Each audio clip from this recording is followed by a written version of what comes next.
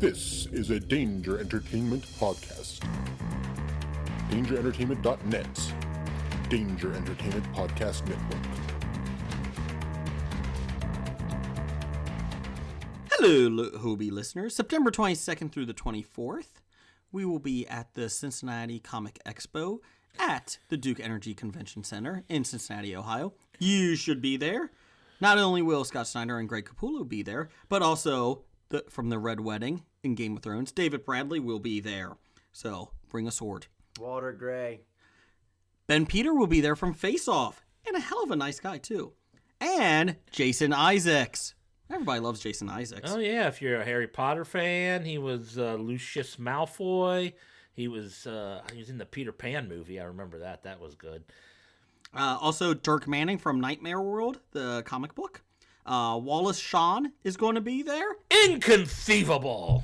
Kurt Wood will be there from the Oh Yeah comics. Also, Scoot McMahon from Oh Yeah comics. Gotta love Oh Yeah comic. Jay Fosgett. He is Dev's friend, so we'll give him some slack, but everyone loves him. And many, many more. That's September 22nd through September 24th. You can go to the Cincinnati Comic Expo to get your tickets.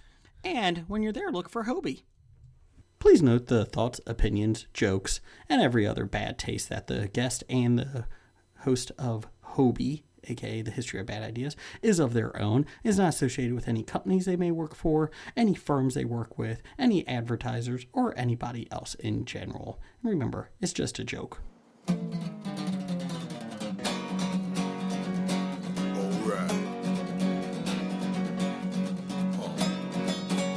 It's about comic books and movies, growing up with Rokusuki.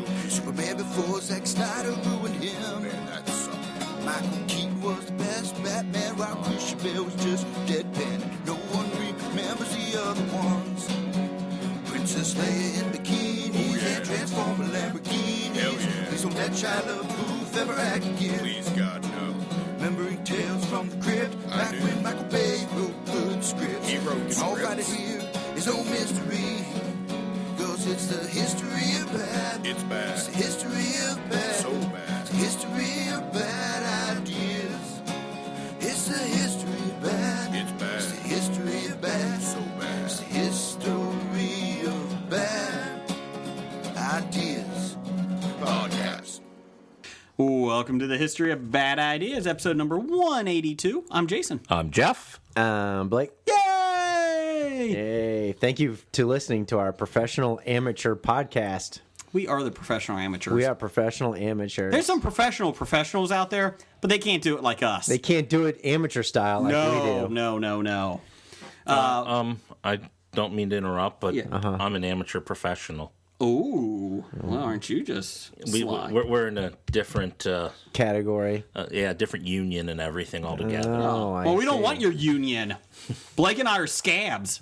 Wait a minute. All right, hold on. Where is Scab Blake? Where's Scab Blake at? I don't know. AKA Dr. Bednar. Yeah, AKA, I don't know where he is. Thanks for listening, everybody. Welcome to the pre-4th of July podcast party. Yay! Happy birthday, America. America. We are going to have a... No offense to our nerdly UK folk. Nope, nerdly.co.uk. Although you should really look at us as if we're your little cousins that did pretty well. Yes. We eventually Yeah. beat you in the game of basketball on the playground. That's right. So, go America. But you still have soccer. I mean football. They got rugby, don't they? Or is that Australian? That's more Australian. It's all over the place, but it's actually more Football. popular in Australia. And So what's the popular sport in Talking about England? rugby. In UK? Football. Soccer? Okay. Yes. Okay. Well, Jeff and I were talking about this. We were out this weekend. We went to a Top Golf establishment. I don't know if you've ever been there. It was my wife's birthday. You're talking about putt-putt golf? No. A top putt-putt golf establishment? I'm really good at putt-putt. A top miniature golf establishment? No, it's How many called Top windmills Golf. did you have to putt through? 3, and then I hit the clown's nose off. Fucking no clown. No, it's just a big driving range that you aim at different targets. So I my wife see. wanted to go because we didn't have the kids for a couple hours. Is so that the she's place like, off of I-75? it's in Worcester. Yes. Yeah, I know. That's a local exactly. thing. Sorry, guys, for everyone else. People that don't live in Cincinnati who know me, who have driven I-75 north of Cincinnati or coming south, have texted me about that place, and they think it's like, well, that's pretty awesome. I'm like, yeah, it does look pretty awesome. You know, they have like over 50 of those locations throughout the country. Really? Yeah, I didn't know that. It's like a 3-story Driving range. range. But you have with, beer, food. They do training classes It's there like an too. entertainment center Yes. with a porch that you drive balls off. And you have lots of different there's giant nets, and you can't miss it. But you have lots of targets, and you have these games. So even if you're not good at golf, like my wife is not good at it, but she was able to get into the targets. Still And None play of the us game. that was there was good at it. excuse me, I did awesome. One game. Because, well, one, we were also playing the hit the ball wherever it goes. If it goes in a hole, it scores. Yes, like giant- slop pool. These 20 by 20 holes, and it goes 20 in. by 20. Yes. I got a hole in one. I think even the farther ones are even bigger than that. Yes. But anyways, now I forgot bucket. my story. Well, fuck it. I don't know. We what my story- were at Top Golf. Oh yes, and we saw a commercial for it's 75 days until NFL kickoff, and I Thank looked at God. Jeff and I go, Woo, thank goodness. "Do we even care?" That means less than that for fantasy drafts. I know, but I looked at Jeff. I was like, "Do we care that football's starting up again?" Yeah, because I need to waste my Sundays on something. I mean, I still keep it on in the background as noise, but I'm just not into it as NBA much. just doesn't do it. No. Oh, no. wait, they start up in like, what, 3 weeks? Hey, The finals just ended 2 weeks ago, right? the Big Three just started last night. Did you see that? No, but I've heard an awful lot about Ice it. Cube's thing. Exactly. It's awesome. 3-on-3 basketball. Does Ice Cube like rap in the middle of it? I think or in so. between games? I think it's Ice Cube, or is it Ice T? It's Ice Cube. Yeah, I have no clue. Okay, it's Ice one of them. Cube. It's Cube. I always get those two confused. I think it's I don't. I just can't get the pretty names easy. right. It's their first name is Ice. Yeah. And I get them confused with Vanilla Ice, too. I don't No, know. you don't. Nah, that's true. Rip Van Winkle or whatever his name is. Rob Van Winkle. Whatever. He sleeps a lot. But anyways, it was 3-on-3. Yeah. And they were showing the highlights last. I was looking at the highlights before we started today. Yeah, 3v3, first to 60 wins. Got to win by 2. Oh, is that what it is? Yeah. Oh, okay. There's no halves. There's no quarters. No nothing. It's Okay. just- It's half court yeah. basketball. Oh, Lord. And it's a lot of retired, like last night, Jason Williams, who's 41 years old, he tore his ACL in the first game. So they don't think he's coming back. He didn't this season. train well enough for it, No, did he? no. But it is kind of funny to watch. Allen Iverson is a coach and a player, so that's a positive sign. That fits his ego perfectly. Yes, it does. And there's a Practice? Did they have any practice? I mean, did they practice? They had a draft, Yeah. and my thought was, how would you like to not get drafted on this team? Yeah, actually, I heard AI was pretty horrible. So apparently, he needed more practice. Well, there's a 4-point circles around you can Yeah. shoot at, and it was really, really not good basketball. It was basically over-the-hill guys playing pickup games up at the park. Well, And- that's exactly what it sounds like. Yes. That's what it is. 4-point circles? Yes. Oh, Yeah. Lord. They're farther out than 3 points. Actually, it would be I would funny if they were hope so. layups. Layup! But yeah, it was not good. I watched the highlights. The only positive part, Gus Johnson is doing the announcing for some of the games. Yeah, I heard some excerpts of him. Yeah, he's pretty funny. I love He's Gus good. Johnson. He So, likes it. I'm assuming there's a lot of defense played in these games. No. No. What? No, there isn't. From what I saw, there was one. Jason Williams, before his injury, so was basically- just standing there with his arms out. And I So was like, basically, it's a washed-up NBA All-Star game. yes, it is. All But the offense, game no ended D. last night on a free throw. Oh yeah. The one game ended on a free throws. It's like, well, that's exciting. And you don't even have to go up and down the court because you said it was only half court. Yes. You toss it in. Yeah, like we said, these are old washed-up guys. Yeah, but that's fine if you want to go out on the playground and play, but why the fuck are you televising it across the whole country? Well, Guys. that's the whole deal. It's like this is mostly like playground thing. They got a lot 50 of people Yeah, I play more understand. 3-on-3 than they do full 5-on-5 full court. And I the understand if you hope want to is- play it. is that they'll draw more teams and more people and players into this league. that aren't playing in the NBA or college. So they're actually trying to get people that are maybe younger, just not in NBA. Yeah, you got to start with the old washed up dudes To get the first, name recognition. To get the name recognition and try and build up a fan base. The funny If you were an NBA team, would you take someone that was doing good on one of these teams, having no proof that he could even play No. on a 5-person team? No. I think you do a tryout. They have the NBA Developmental League. Yeah, the they G still have that? League. Yeah. They don't even call it think. a B League. They call it the G League. Well, because Gatorade sponsors it. That's why. Oh, is that what it's called now? Yeah. Is that the minor league basketball? Developmental basketball. Yeah. The minor league basketball is paid for by your public and private college institutions.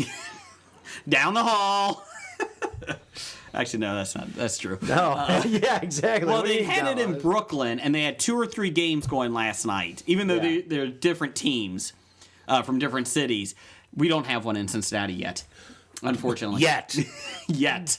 But anyways, they had 15,000 at the Barclays I Center. think it'd be great if we had like a 60-year-old Oscar Robertson out there. He's like Cincinnati. 70 now. I think that's a little bit older. Kenyon Martin was playing. You know, he's from University of Cincinnati. Reuben Patterson did not make the team from the ex-UC player for the old school. Little He did not Xavier. get Declare drafted. himself eligible? Yes, he did not get drafted. Was And then- Ron Harper from Old Miami U? Oh, Ron Harper. Was he out there?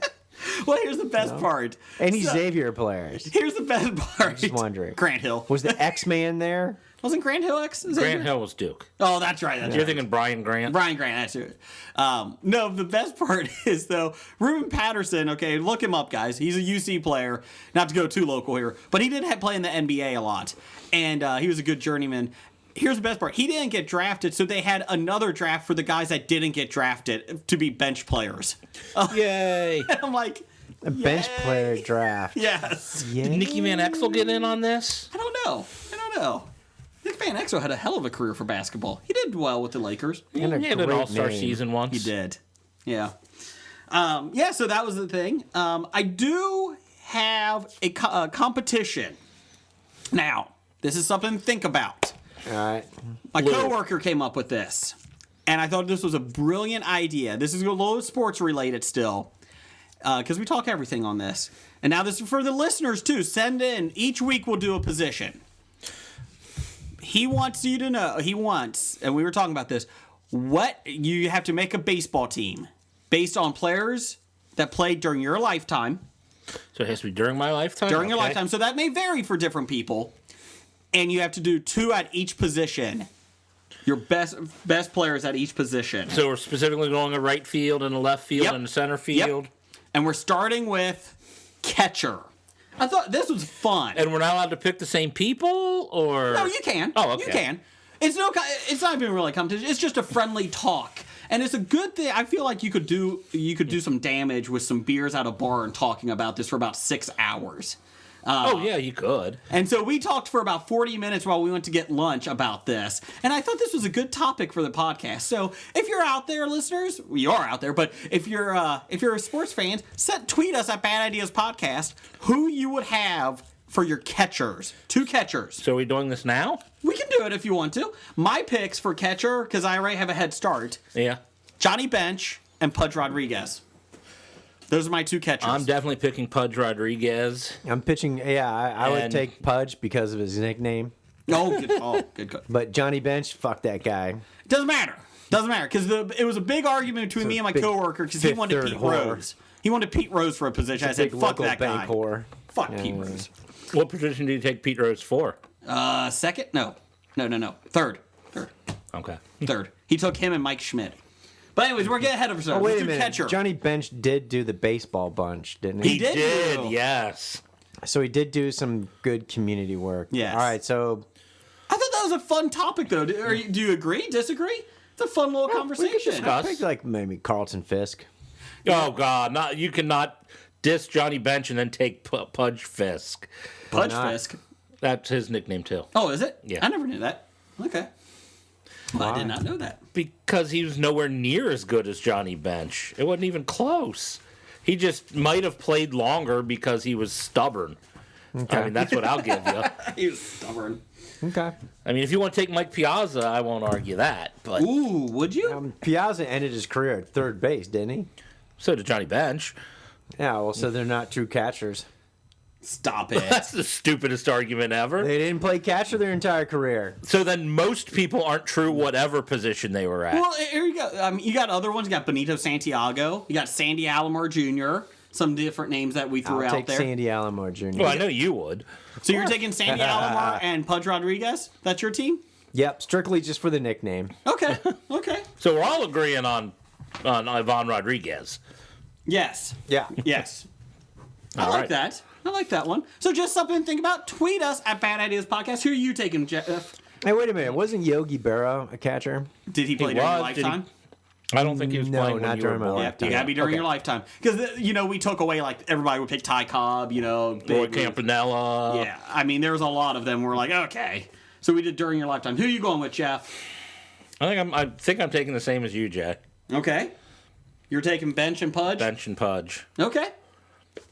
Okay, so if you guys are interested in that, go to at Bad Ideas Podcast and let us know who your baseball players are. This week we're discussing catchers. Next week we will discuss First base. First base. Hal Morris, baby. Hal Morris. No, Going from the 2 to the 1. that's right. So, I mean, the 2 3. to the 3. Three, Yeah. yeah. 2 to the 3. let's do up down for the week. Blake, what are you up on? One thing you're up on, one thing you're down on. The tough one. Where you I have a going with? couple, but I'll start with Preacher because I know you want to talk about that. So you're up on Preacher. Yes. Okay. I saw both premiere episodes this weekend because they had a special Saturday night No, Sunday and a night. Sunday night. Sunday night, Monday night. They had a special Sunday night, Monday night. Yeah, Yes. like I said. Yes. Monday night is the new time period for it. Oh, okay. Yeah, Fear of the Walking Dead's on Sundays, and now Preacher's going to be on Monday. Oh. I can't believe AMC's actually going different, like actually putting another show on different night than Sunday. Well, you figure, well, you can't put them back to back because you got to have a stupid show that talks about the episode you just watched. Talking Preacher was on Yes. last night. Why? Why are we doing talking shows after I know it everything? was at the end. It was at the end of the second show. Is that your down? That could be my down this week. Fucking Talking Preacher. Come on, people. Yeah, really. So, did you like Preacher? Yes, I did actually. If you're queasy, the premiere episode for season 2 was a little graphic violence, Yes. Yes. but I did like a lot of the art. Like I raved in the first season, I like a lot of the art direction that's included in the TV show. For example, when they did the car chase scene, you notice it went to like vintage 1970 8mm film. Yes. So and it's kind of suiting for that because the car that Tulip drives is a throwback to the 70s. What car was that? I can't remember. Pinto. No, it's not a Pinto. No, I know. But it breaks into that car chase, kind of Smokey and the Bandit-ish era. Mm-hmm. And I found that very enjoyable. I like. And the humor, of course. Come on, Eileen. Well, that and on top of everything else, the humor in both episodes, kind of good, dark, and funny. Yes. They They do not care about civilian casualties in this show. They are the anti-Man of Steel. They don't care. Batman v Superman. Yeah, pretty much. The Saint of Killers. Yes. You quickly find out about him and what they're doing, and I picked up on it really quick whenever he used the voice of Genesis. Boom, the Saint was there, and I'm like, I wonder if that's tied to the voice. And as you find out in episode 2, yes, it is. I thought episode 2 was a lot stronger than the first one, but I loved the season premiere on Sunday night. I thought episode 2 was a lot better though. I enjoyed it a lot more. I thought it was pretty funny that they found the second angel. Yes, he had he's his in career, Vegas. Well, off Vegas or Yes, whatever. off Vegas. As his act where he kills himself and reappears live. What happens to his old body? Does it just You got to disappear? get rid of it. Okay, it's that's still right. there. You have That's to get rid of it. You do have to get rid of it. I did think they did a lot better movement on this one. There's a lot more action, not action. There's a lot more progression than the first season. And I get the first season was world building. I get that. Yeah. But this one was like, okay, now we're into the show, balls to the wall. It doesn't matter what's going to happen. Yeah. We're laying it all out there. The creators did say that they realized that with the Tulip, the vampire, what's the vampire? Ian's character? Yeah, Yeah. the vampire, and with Jesse, they said they felt like they did better all together than separated, so they're keeping them together a little bit more, which I like. I enjoyed it. I thought they were funny. Yes. Now, I haven't seen the graphic novel. They do split up a little bit. The difference is, and this is not a spoiler, the difference is in the book, the Saint of Killers is impacted by Genesis, the Word of God. But his bullets don't miss, ever. He can shoot it wherever, as long as he knows a target, it's going to kill them. In the TV show, he's not affected by the Word of God, but his bullets do miss. Yeah. So they kind of deadly, though. Which is fine. I mean, Yeah. it's okay. I have no issue with that. I love the fact that they were at the hotel with the gun convention. Yes. And there was a crash outside, and all these people with guns ran out. Yes. And I thought that was pretty funny. Kill him. The lady had the bazooka, Yeah. the grenade launcher. They're like, "Yay, we got him!" And then he moves, and everybody's like, "Oh crap!" Yeah. He's like, "Run away!" I thought it was funny. I thought the show was a whole. That I even tweeted this. That's how you do a season premiere. Walking Dead, take notice. That's how you do a season premiere. Yeah, it was a little outlandish, but it was pretty good, and it set things running. But in this world, they've built it that you can have outlandish things, and you're fine. That's part of the humor. Yes. That's built into it, and I love the fact, the premise is he's trying to find God. God is missing because, as his cousin Mike said, so you had an angel phone that called directly to God, and you realize he's not home. And you're like, yeah, that makes sense. yeah. So we're looking for God. Do you know where he's at? Well, when I was in Mesopotamia, I came across a map. I'm like, really? He's like, no. But I have whiskey. So when all else fails and you need faith, well, there's always whiskey. God does love jazz. As we does. found out, Yes. going to the strip club. New Orleans. Not for the girls, but for the jazz. Yes. That's pretty funny. Yeah. I did like. I was actually upset that the cousin preacher that kind of molded Jesse. Yeah. I wanted to see more of him. I really liked him. Yeah, it would have been great if you could. And when he had the knife, and you're like, dude, that's just not going to work on the Saint of Killers. Yeah. And as it turns out, the way he uses it, you're like, oh, damn. I did like that he had. That makes sense. And he poured a shot of whiskey. Yeah. You want some whiskey? I did like that he had. I didn't like it. It was weird that they had a parishioner woman in and the a garage. parishioner in the cage. Pretty What the funny. fuck is that? And then the best is Tulip's like, sorry, we need to get some answers. And Yeah. then she closes up. Sorry, can't do anything. And then she's like, exactly. what the fuck is that lady doing in the cage? Oh, she's a parishioner. She has some demons that need to be exercised. Why don't you lock her up in the basement? It'd be a lot easier. It's like, covered cage works a lot better. Cletus. Is it Cletus? Clean. I can't remember. can't remember. Damn it. It escapes my mind at the moment. New Orleans is where Jesse's family is. And wait till you get a load of his family. Yeah. I am excited to see what you think about them. Yeah, that's right. It is so fucked they're, up. They're following the music. Yes. As he learns, and God is a jazz fan apparently. So where's the best place to go for jazz? New Orleans. Probably Toledo, Ohio. But No. second best in New Orleans. No, I was gonna say the best is New Orleans. The second best would be Prague. I don't Czech think he's Republic. going there. Yeah. I've been there, and there's some great jazz Jazz. bands there that are imitating New Orleans jazz bands. And even it was pretty funny. Really? Oh yeah, it's awesome. I did not know I that. remember Czech Republic. I'm- Country made of bohemes. So I'm not a big jazz fan, so I don't know. So I'm going to agree with you. But yeah, I love the episode. It would be kind of funny if he is in Czech Republic then. I don't think so. Yeah. Well, it could end up there. You never know. I'm excited to see where it goes. I think it started off strong. I'm and happy pretty that with it's back, and I am not disappointed. Yeah. So, anything else you want to say about Preacher? Let's see. We talked about Tulip's past was coming back. Somebody that she used to work with. He sent a goon to find her, and she beat the shit out of him, which was awesome. Well, he was beating the crap out of her first. Yeah, he was trying to get the signal, the phone signal, because there's no signal in the thing. Yeah, so yeah, beat the exactly. crap That out was of him. pretty funny. It's a funny show, but my thing is though, nobody cares that the town blew up except Tulip. Nobody cares. Jesse did too. Yeah, Well, did it's in the news, and they're like dwelling upon it, but it's like, all right, let's move on.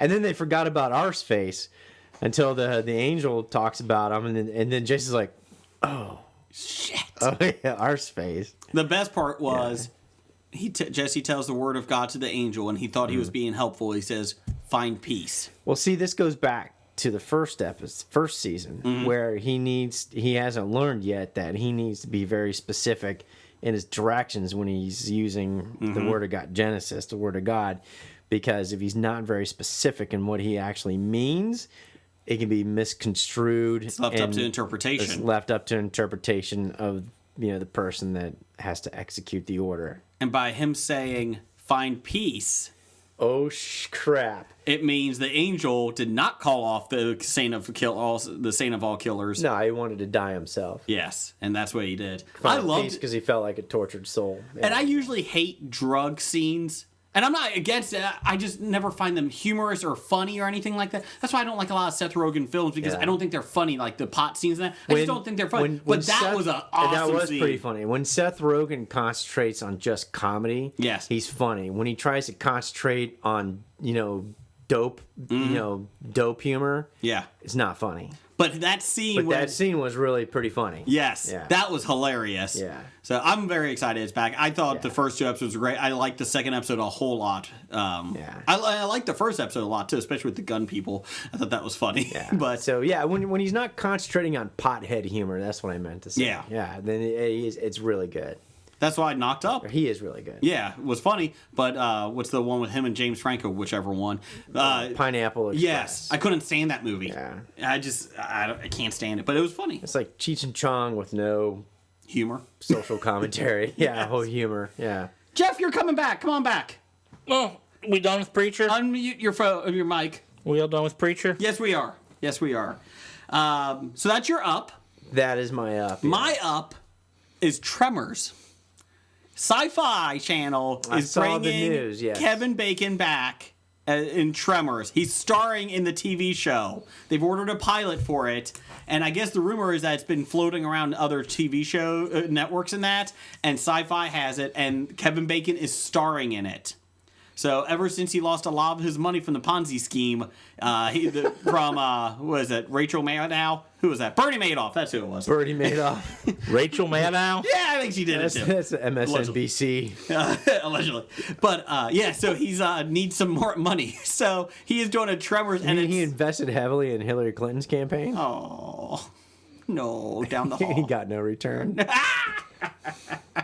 He didn't even get an email receipt. Anyway, so yes, he is in Tremors, and I'm excited about it. I love It's Tremors. fueling Bill's sex island trips. Allegedly. Oh, sorry. Jeff, what are you up on?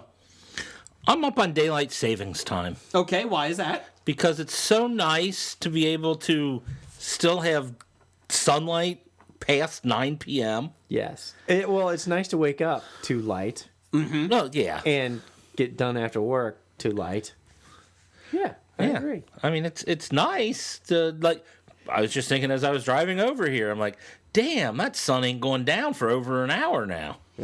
Yeah, we usually my kids are in bed by like 8:15 at the latest. Some of them are a little bit earlier.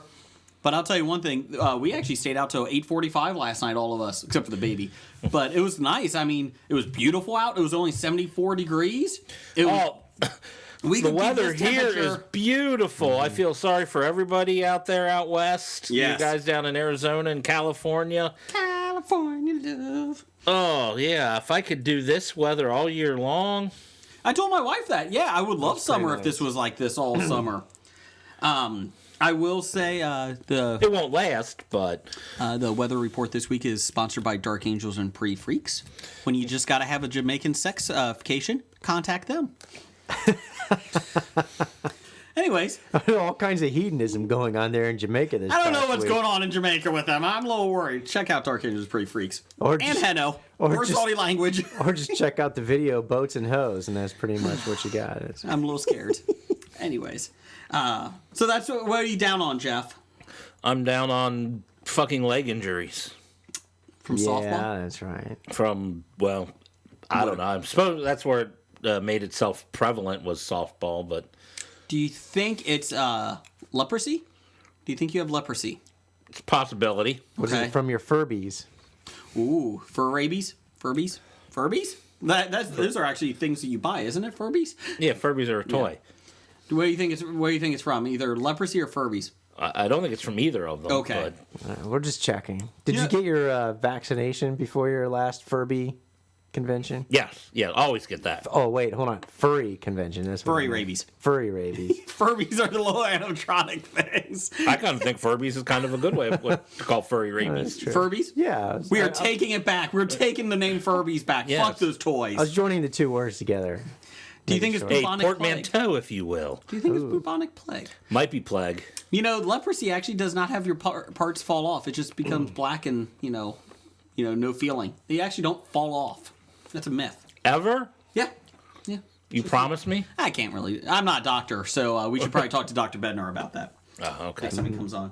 I am down on the fucking Gong Show. Fucking gosh. Oh my god. See, When I the only first reason saw you're this- down on it is you attempted to watch it. That was your first All right, mistake. so my wife goes to bed early because she wakes up early for work. my- So she's like, "Do you want to go to bed?" So I was like, "Okay."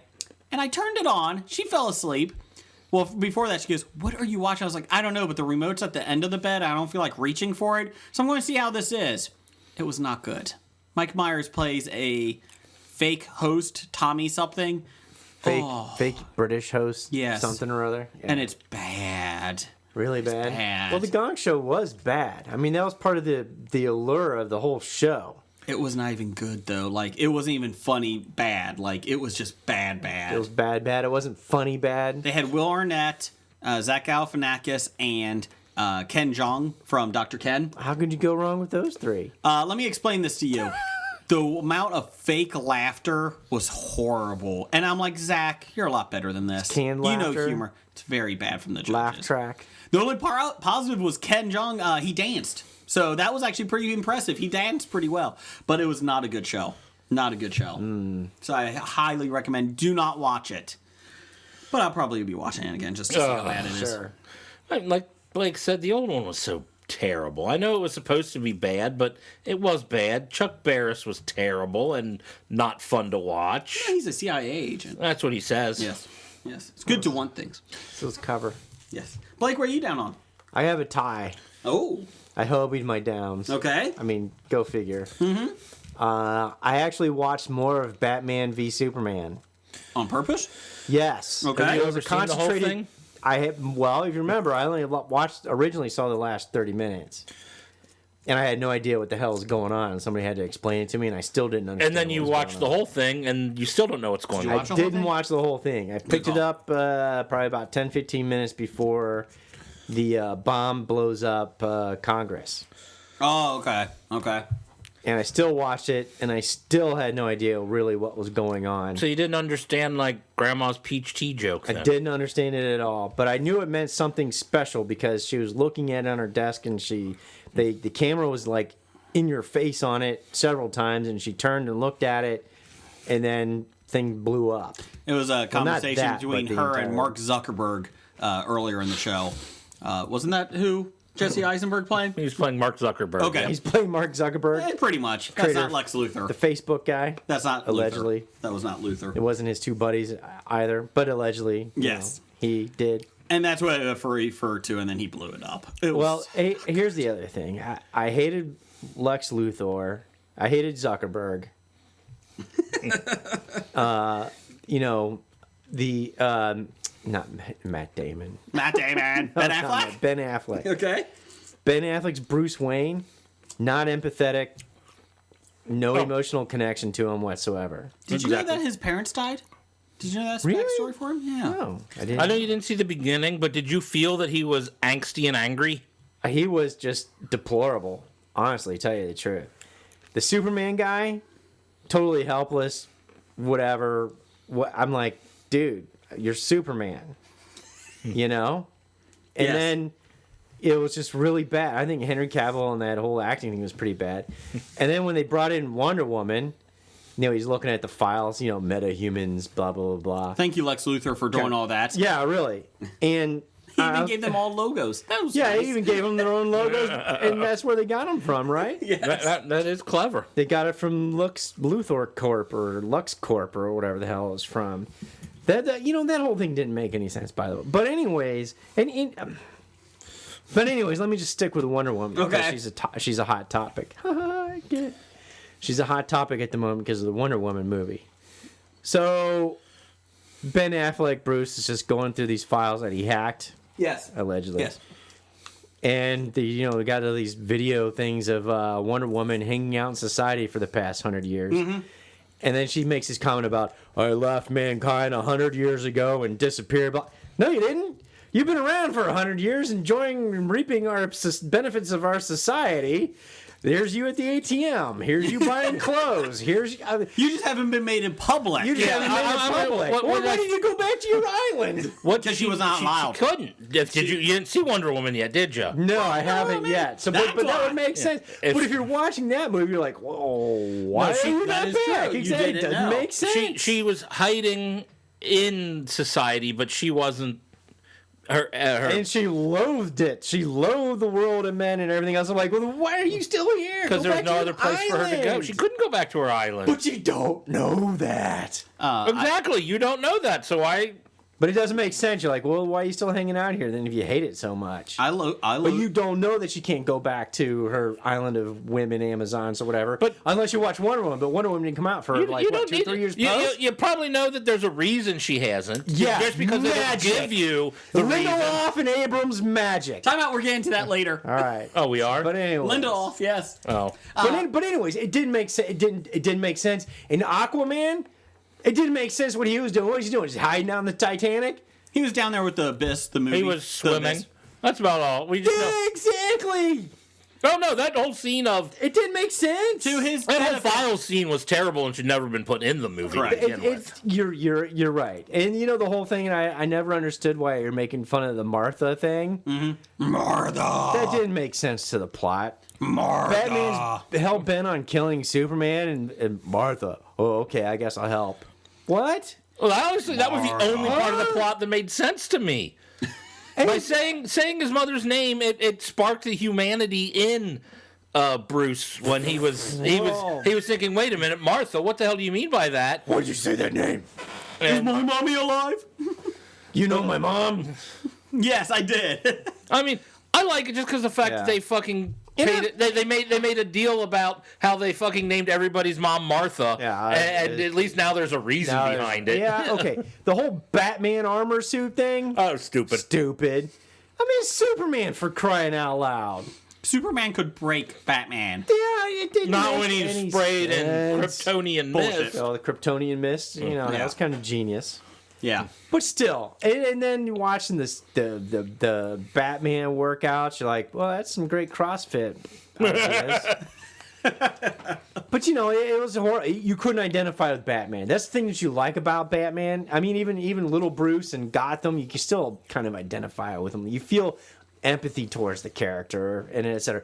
There's no emotional connection to Ben Affleck's Batman other than you hate the guy. Which is not probably what they were looking for. I don't know. Identity, and then wussy ass Superman. You're Superman. Speaking of origins that have been played to death, I did find some reassuring things. Spider-Man 2 Homecoming, or Amazing Spider-Man Homecoming, No, Spider-Man The more- Homecoming. Is that what it's called? Whatever. Spider-Man, the new Spider-Man. The new coming out. Spider-Man. The more I see that, and the more episodes, and the more I read about it, the more I'm actually getting excited about it. Yes, but here's the best part. The director said they do not have an Uncle Ben origin scene. Thank You God. don't need it because it's already been No, established I know, but it's 1,000 great. times. Yeah, It's great. that's good. They But did- not in this universe it has. Did you see, though? They retconned. They became George Lucas. It came out this week. Tom Holland and the director and Kevin Feige have all said in Iron Man 2, when the little kid has the helmet on, The little Iron Man outfit, And in he's Iron pointing Man the thing? 2, that's little Peter it's Parker. Peter Parker. Yeah. They said, "Yep, he's been it." Yeah, There you go. they weaved them into the universe and stuff. So yeah, That's fine. Yeah, so Batman v Superman. That's my first down. The second one is Fear the Walking Dead. Are y'all caught up? Yes, I am. I'm I two know episodes you're two back. episodes. That's okay back. though. You don't have to. You can. Okay. I read about So, what happened. Anyways, Native Americans. Yeah, they spoke Spanish. I can't No, that was believe they- last week. Oh, the Salazar. Salazar's an asshole. But anyways, let's go back to my ranting and raving at the end of last season. They're trying to cross the Mexican border, and Americans with guns are trying to keep them all out for Yes. no reason whatsoever. Yes. Right? Yes. And I said, if this season ends with them trying to get into the Canadian border north, I'm out. Is that what they're doing? No. Okay, thank But you. I can see it going that way because I the think. Native Americans spin on this thing now with the land, the land grab and everything else. Yes. It fits into the leftist, leftist thing about the whole injustice and land taking people from it. I'm just like, well, The one. why aren't we all review. working together? But instead, they work into this whole thing about the Trump's wall with the things with the Mexico, and they were working this stuff in, and it was like, leave the politics stuff out of this, the underlying politics out of it. Just let me enjoy the thing. I want to know for what it is. Des Hassing's take on this is. Professor Hassing. I do want to know. I am actually being serious. But here's the best part. The review, that one review I read, which was awesome, Yeah. was, oh, thanks, Fear the Walking Dead. We haven't had a stereotypical Native American on TV in a while. Thanks. And it was kind of. Yes. But, Here's the thing. I think, what's the mom's name? The woman, the main star. yeah. The mom of the kids. Barbara, I don't know. I can't. Martha? Martha. We're going Yeah. Martha. I think they're going to switch it that she's going to help the Native Americans because she wants to take over the compound. Well, yeah, she said that was her intent. Yeah. There in the very second. And so I think episode. she's going to team up with the Yeah, American but Native wait a Americans. minute. It's insinuated that they're the ones that shot the helicopter down. Correct. It's like, why are you making war on people anyways? Yeah. Well, here's the, I'm sorry, but I get that they're not the nicest people in the compound. I get that. They're not. You're But right. here's the thing. It's a safe place. Start building up all the fences. Make sure everybody's safe. You can live there forever. There's no issues. Pretty much. Keep your head down. Shut the hell up and take care of your kids. And these others. I'm talking that father, mother. It doesn't matter what it is. Well, and the others we're talking about, they're way off somewhere on their own, probably surviving just as well. Why do you got to worry. Yeah. start a war with everybody? Yeah. Because people are idiots. Because there's no law, and they're like, all right, this is it. I'm like, oh, please. Like I said, if this ends with them going to the Canadian border and can't get in, I'm done. Banff. It's going to Banff. Let's see here. Quick thing. We got a poll on Bad Ideas Podcast. The video game poll. Game console tournament. We're into the 2000s. Just to let you know, these are the ones that have gone on to the next round. Atari 2600, Nintendo NES, Sega Genesis, Super Nintendo, Sega CD, Sony PlayStation, and Sony PlayStation 2. This week, we had two polls. You can vote at Bad Ideas Podcast. We had Game Boy Advance, the Nintendo GameCube, the Microsoft Xbox, and the Nintendo DS. In last place this week at 13% was a Game Boy Advance. womp womp. What was the Advance? Was that just a bigger one, I think? Yeah, I also couldn't tell you exactly what it was, but it obviously, they didn't put a whole lot behind it because then they came out with the DS very shortly after. Let's see. We also had the Nintendo DS in third place with 18%. And barely winning, 38% to 31%, the Microsoft Xbox beat the Nintendo GameCube. So the Xbox will be going on to the next round. Just to let everybody know. No, I used to have an Xbox, and it was good when it came out. It was pretty good. Here's the best part. We got a second poll this week. Oh, boy. We had Sony PlayStation Portable, the PSP, the Xbox 360, the PlayStation 3, and the Nintendo Wii.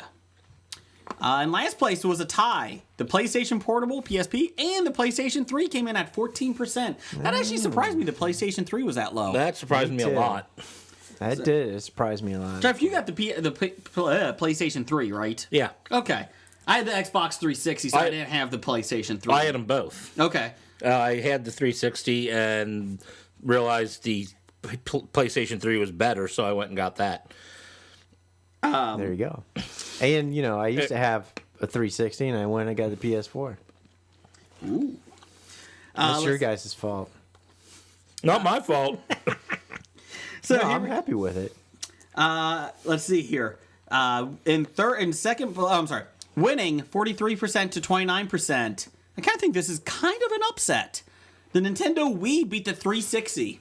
So there you go. Wii was huge when it came out. Wii was huge when it came out. Everybody liked playing big-headed athletic characters. People who didn't like video games liked the Wii.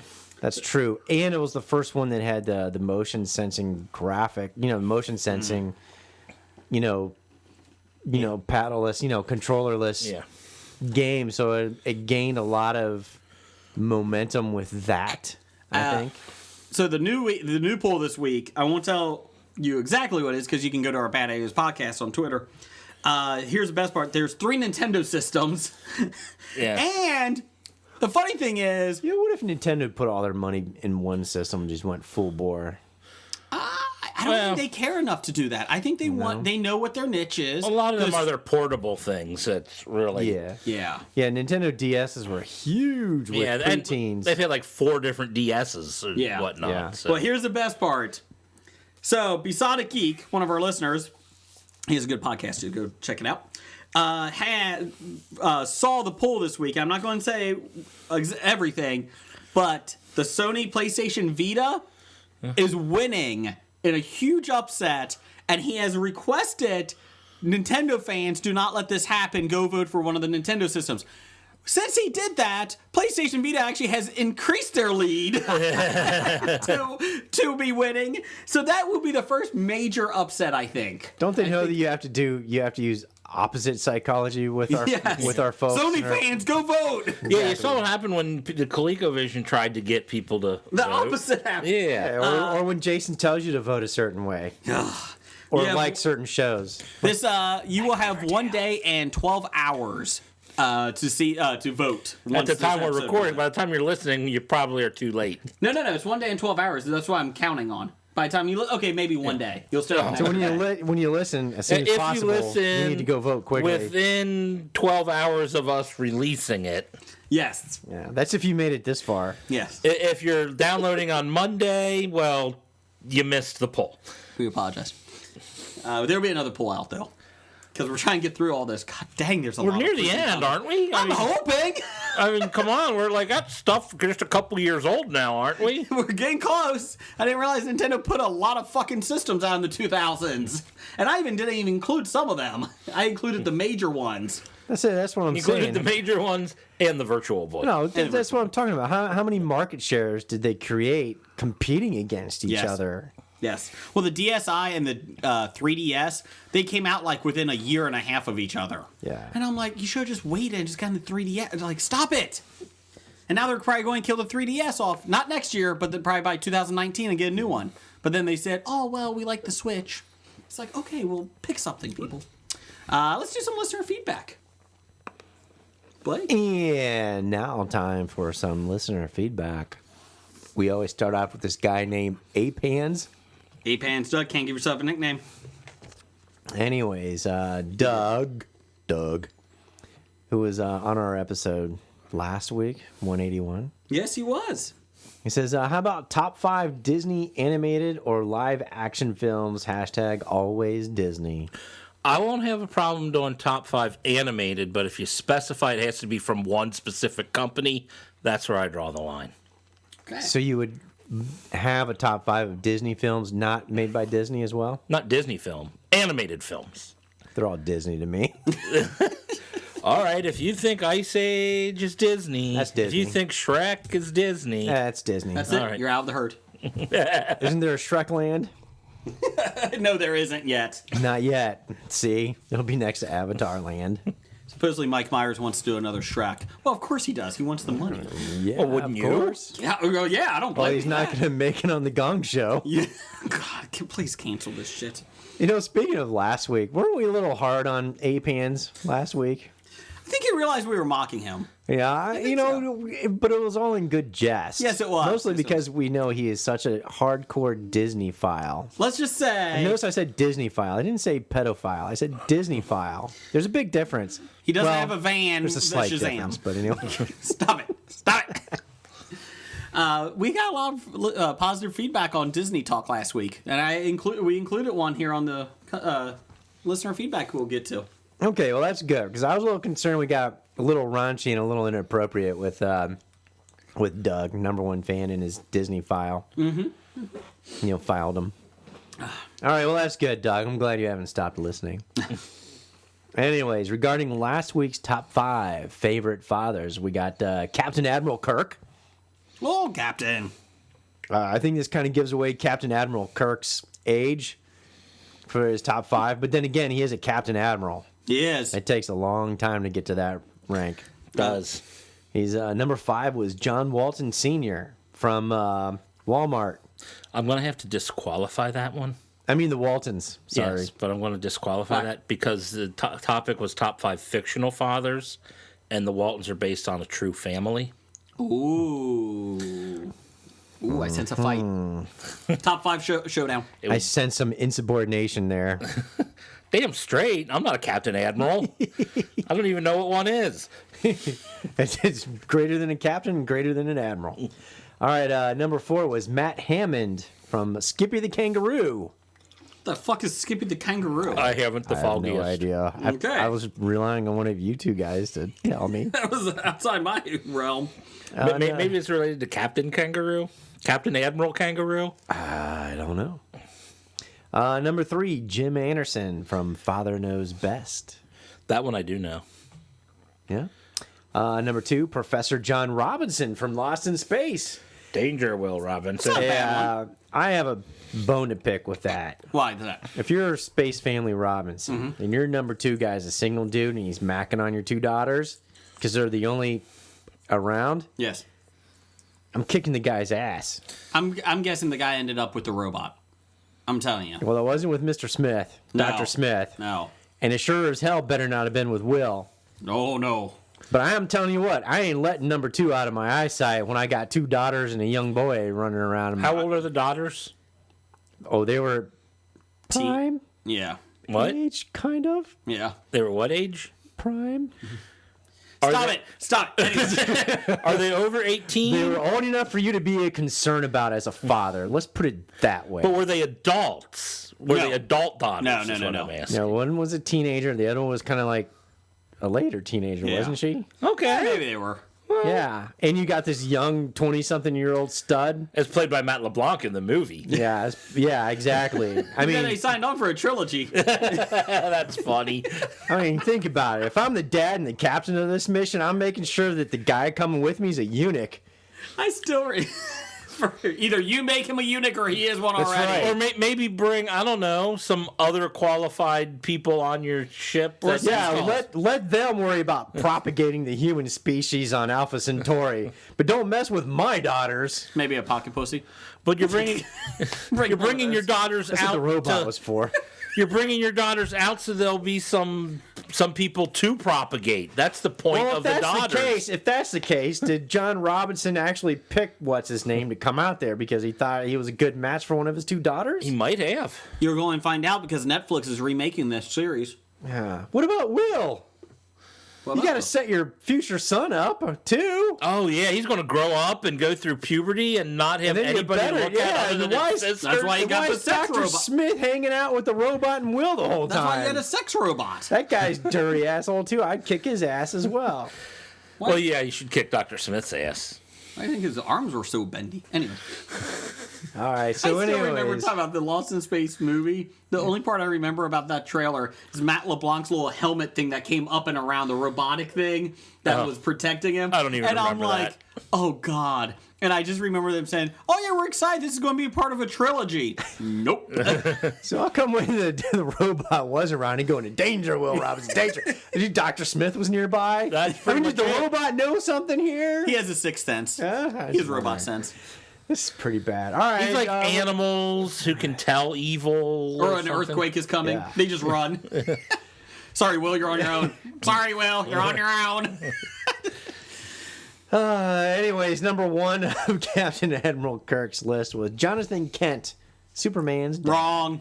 There's a tornado coming. I'm just going to stand here. I don't think he was referring to the Man of Steel movie. I think he was referring to the comic book's long history. Well, see, There's a tornado coming. that's my note. What Kent was he referencing in? What Jonathan Kent was he referencing in? Because there's so many different versions of him, as you said. There's a tornado. I'm picking the best version of him, Kevin in my Costner. opinion. Which was what? Not the Kevin Costner. Which one was it? From The the Smallville? The book. I like the Smallville. Oh, he was good in Jonathan Smallville, you're Kent. right. Yeah. It was played And by he was John a- Schneider. He was a duke. He was a duke. Except for that racist General Lee car he kept in the barn. Don't worry about that, Clark. Daddy, does everyone put a flag on the car? No, don't worry about that, Clark. Don't worry about it. Daddy, I got this orange, blue, and star outfit. Nope, stick with red and white and blue, son. Catch less Can you shit. imagine Clark comes out with the Confederate flag superhero outfit? Then we need to talk. And time out. So Why let did me- Martha sew that?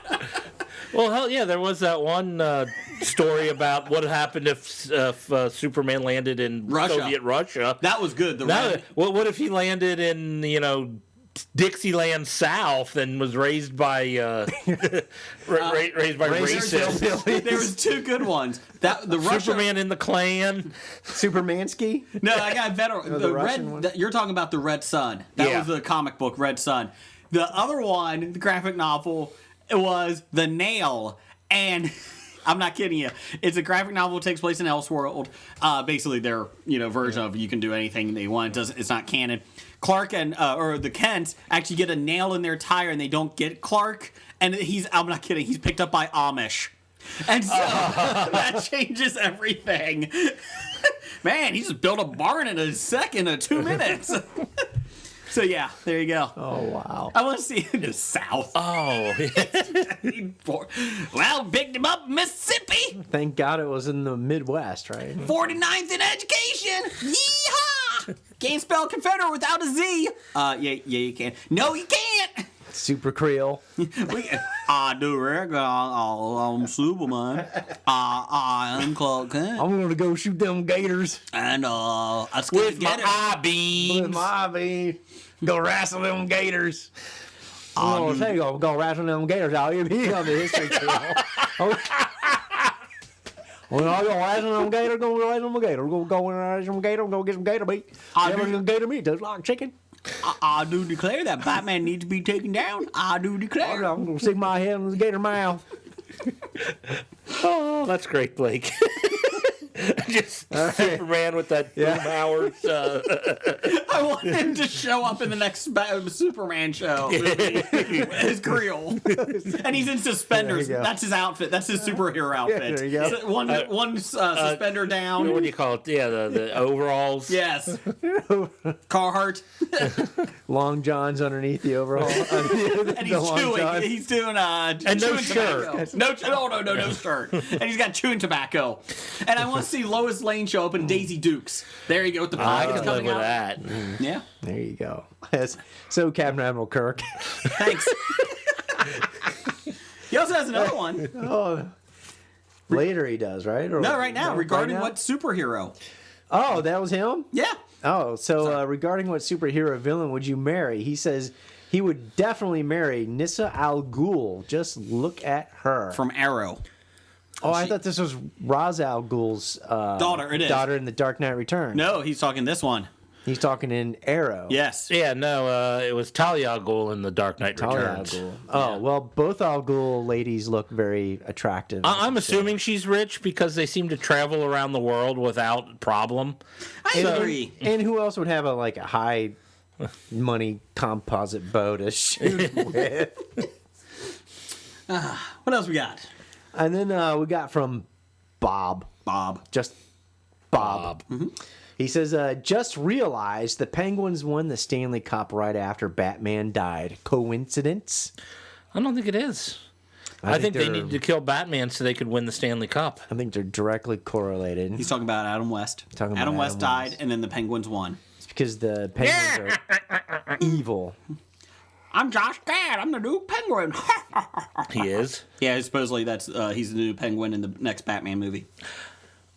I'm intrigued by it. I don't know how to take it. I'm okay with it. I'm about to say I didn't know how to take Heath Ledger, and it turned out to be, probably the best Joker ever. wait. Hey, Batman! Hold on. Who'd you say was the next Josh Penguin? Gad.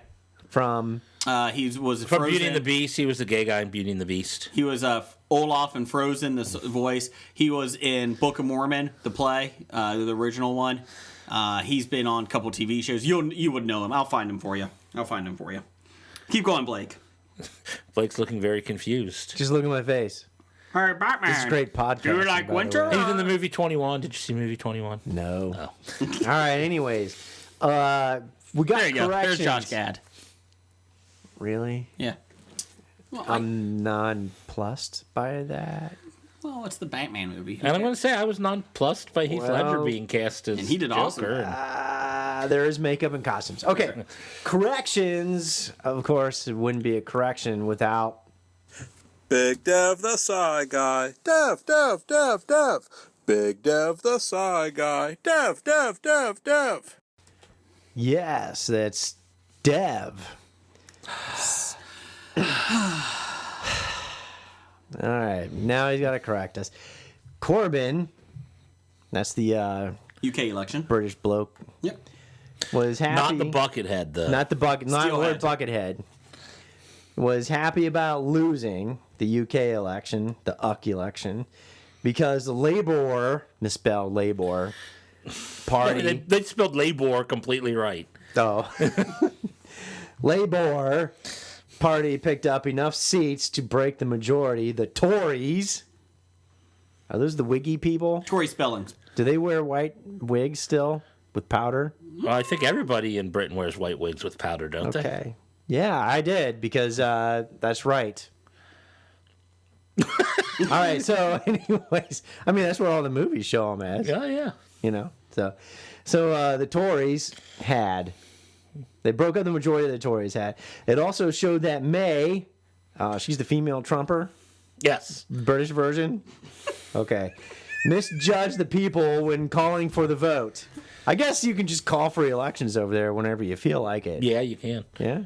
Yeah. Well, I think you have to have some sort of power to call for like Buckethead. He has power. He could do Bucket it. could call for election. Yeah. Okay. But like if I went over there, I couldn't say, "Hey, let's have an election." Well, he Yeah, could, okay. but nobody would listen. Well, yeah, they wouldn't have one just because That's I said true so. because you use an American accent. You have to use a British accent. Yeah, Hey, I- Vickers! And they say, "Oh, okay, yes. What do you say? Let's have an election." I'm going to attack you in my political ad. You're not a nice person. That is my complaint. Yeah, this isn't Canadians. Oh, that's true. The British attack people pretty bad over there. You know, I They like might that. be worse with That's their right. mudslinging. I like watching their version of was it Debate? C-SPAN? Oh, yeah. Because they hoot and holler and boo. Yes, they do. You know, in the House of Commons. They hiss. You know, all those ruffians in the House of Commons. Yes. House of Lords are all like drinking tea.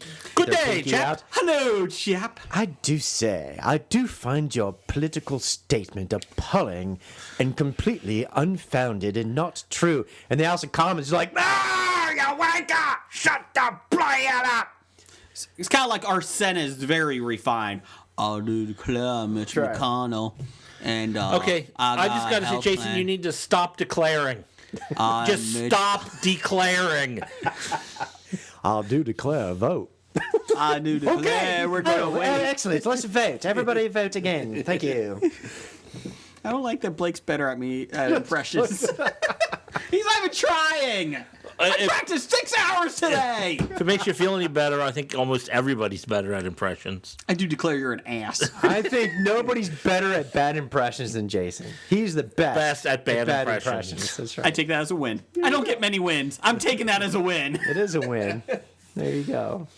declare. Next. So, yes, thank you, Dev. You can catch Dev at A Shot of History podcast. Snake Oil Podcast. And Snake Oil Podcast. And, you know, just all around And sighing all over the internet. comic. I mean, if you live north of the Ohio border, up there in Michigan, he's up there all over the place.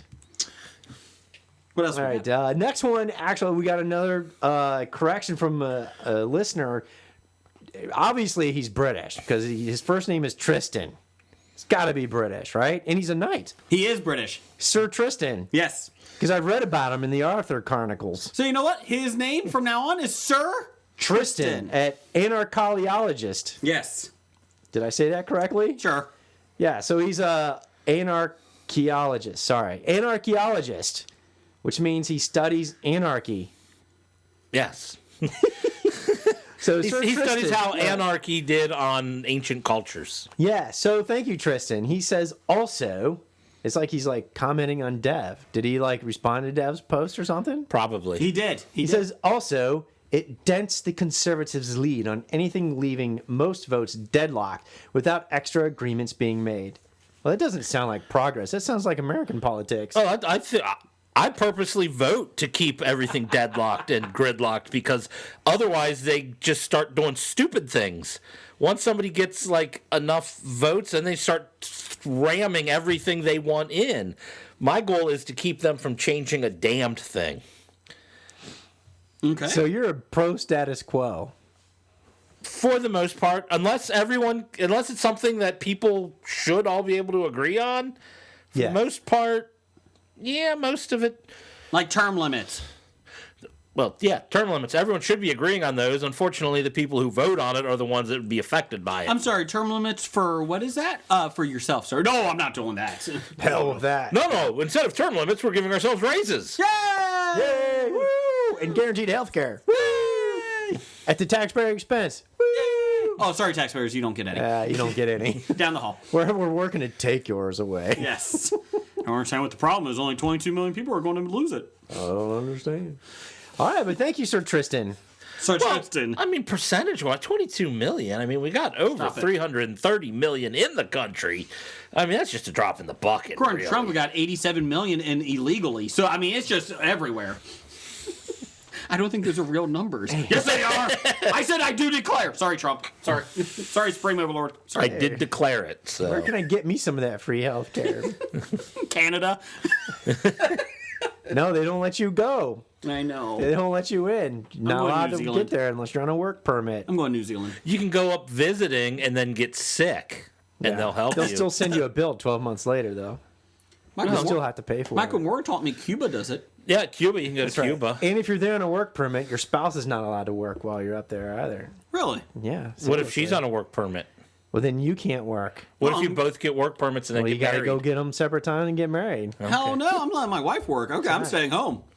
I know how this works, those Canadians. I got some You've Far looked, Cry to play. you've looked into going up there? No, I'm talking about some firsthand experience of people that have gone up there for work. Allegedly. Yeah, exactly. Except for unless you're a layout. That's right. Okay, what else we got? We There's still got corrections. Randall Holt. Yes. Is this Randall Holt or Randall Holt 666? Randall Holt 666. He is evil. He is evil. Yeah. All right. It was actually 18 colors of red for Virtual Boy, not 16 Jeff. Apparently, I made a mistake. My memory recollection must have been off. See, 16 is a square number, so I'm probably more apt to say that because it makes It more would sense make more to me. sense. Yeah. I agree with you. We did have And a Nintendo just screwed it up by adding 2 more shades of red. Yeah, who needs green or blue? We did have another from Twitter from Daz, the most educated listener we have. Des, Professor Hassing. He has a correction because Doug was saying that they weren't working long hours on Wonder Woman, like the actors show up, they don't work long. He Yeah. said, let Doug know that actors work longer than just during principal photography. Wonder Woman would have been 12 to 18 months worth of work, not just a couple months. I must have missed Doug saying that. Yes. All at one time or spread out over 12 to 18 months? I don't know. But there's definitely a lot of, especially physical movies and stuff, and definitely Gal Gadot did a lot of prep work before principal She's photography. married to Vin Diesel No, she's not. and has kids with Vin Diesel. She's not married to Vin Diesel. No, she isn't. Yeah, she is. That's fake news. Are you sure? Yes. Yeah, she's married to an Israeli guy. Oh. The Israeli Special Forces guy is not going to hunt me down and kill me. I don't know if he's special forces, but she is, so she might hunt you down and kill you. I thought they were married. Oh, so that was a fake news thing I saw? Yes. With I Vin didn't Diesel? see it, but sure. All right, well, somebody's got to. I'll wait for corrections for next week. From Besotted Geek, he said, what short term fiscal policy could reassure markets and preserve the European common currency? Ditch Greece? Ditch all the Mediterranean countries. Greece is coming back. They only have 42% unemployment rate. So Oh, so Is there a Grease down. 3 coming? Grease is the go word Grease that lightning, you go heard. Grease lightning, go It's got Grease lightning. move, it's got meaning. Grease got is the way Stonehenge. we Wait, are no, it doesn't. feeling. Go Grease drachma, go! Oh wait, there's no drachmas, no longer exist. Now we're euro. Yeah. Yay! Why are you asking us? He wants to know. Buy bonds. War bonds. Bitcoin. The answer is Bitcoin. Every time. Do you know Oh wait, hold on. that if Dun, you dun, dun. bought $5 of Bitcoin when it first came out, you'd have like over $100 million now. But you can't cash it in anywhere. Wherever the exchange markets You can't are. cash it in. You have to exchange it for more Bitcoin. Damn it! Somewhere you get cash for it, I would hope. I don't know. Japan? The only place that accepts Bitcoin. I don't think Amazon.com takes Bitcoin. I don't think Other people trying to buy Bitcoin would Overstock. I got a lot of items from Overstock. Oh, there you go. If Overstock takes Bitcoin, Unfortunately, Overstock's too you know who expensive. takes Bitcoin? Who? Drug dealers. There you go. We don't condone That's that. where the money laundering is. Or actually, I know what you should invest in. The fiscal policy is Hobie IOUs. Oh, good idea. Just as good as money. Just as good as Bitcoin. Yes. So while we were talking, I had a piece of Pez fall into my drink here of water, and I feel like it's Zima. It's starting to get the Jolly Rancher feel now. Is it bubbling? I don't know. It's at the very bottom. I can't reach it. It's like I see a body down at the end of the water, the bottom. Of So the is it water. flavoring the water? Not good. It's more sugar now. I got sugar water. You said it like that's a bad thing, though. I mean, that's Kool-Aid. Not so good. Anyways, moving on. What do we got, Blake? We got some listener reviews. Listener reviews. Just one Which one? from Captain Admiral Kirk. Captain Admiral Kirk says Cars 3 was good. Want to be Tupac? All eyes on me? No thanks. I did see a trailer commercial for All Eyes on Me last week. I forgot to talk about it. Rolling Stone, and this is in the trailer for it, so if you want to go see it, this gives you a good vote of confidence. One of the 10 best films to see in June. And I'm not lying. One of the 10 films to see in June. Well, that's great, Rolling Stones. Way to cut that down. So if you So the list can't was, the decide, list 10 only had 6, and this one was at 10. One of the 10. One of the 10. one of the 10 Transformers best to was not see on that in list. June. Well, there you go. But it was just funny. I was like, that's your commercial? Like, Yeah. one of the 10 best films of the year? No, 10 best films of June. Or to go see. But most people, if they're avid film goers, it's like one a week. Yeah. So they see 4 in a month. Yes. But if you see 10, But if- make sure it's one of the. Make sure it says. Thanks, Rolling When Stone. I worked at the theater and had to watch movies and whatnot, I don't think I ever saw 10 in a month. Hobie, according to Rolling Stones, is one of a million podcasts to listen to. So I'm just saying. Throwing it In out June. there. In June. Dear God. Yeah, and then we got Pop Culture Cafe. Oh. Is any of you gentlemen interested in seeing War for the Planet of the Apes? I am. Since I didn't watch the first 2 new Planet of the Apes movies, No. I will say this one, I just saw a commercial earlier today. Looks stupid. Doesn't look bad. It's getting great reviews. Oh my God. I think it looks better than, well, not seeing them. I thought the ads to this one looked better than the ads to the first 2. The first one was really, really good. Second one was not good. It was disappointing. Third one was awesome. Sure, this or it is- should be awesome, is what they're saying. So I'm excited about it. I may actually see it opening night. So that Thursday. Just one of those reboots that just won't go away then, huh? Oh, no, it's going forever. I've seen previews for them. The last one was the first reboot with Marky Mark. And I Oh, said, that doesn't. no. Yeah, that's not part of canon. this. That's not And then part of another this. one where Cornelius, James origin Franco. story with Jane Franco. No. It was good. The Woody Harrelson in this looks Caesar. Not goofy. Cornelius. Caesar, whatever. Andy Serkis, man. Whatever. Andy Serkis. We actually do have one from Nick Albright. Are you excited? yeah. Do you have some music, Blake, or do you? I have some. Ooh. Oh yeah. Tell it, Nick. You know you want to. So, Nick. All bright. It is all bright when you're in the room, baby. How Yeah. much Jeff could a Jeff Chuck Oh, swallow, baby. Chuck Oh. if a Jeff Chuck Oh, he would. could Chuck Oh. Jeff? Oh, Jeff. Was that it? How much Jeff could Jeff chuck if Jeff Chuck would? Probably a lot. Okay, good. There's good. a lot there to chuck, Okay. I suppose. Okay. So probably a lot. Okay, Well, good. what this makes me think is that Nick's running out of things to ask. Nick, you need to step it up next week. Come on, buddy. Come on. Come on. This is the highlight of my show for me. All right, yeah. Talking so, sexy. I know. So Nick Albright's music this week was Tantric Sexuality, M1 Extended Remix. And notice that the 1:17 is not 1 minute 17 seconds. It's 1 hour 17 seconds. 1 hour, 17 minutes?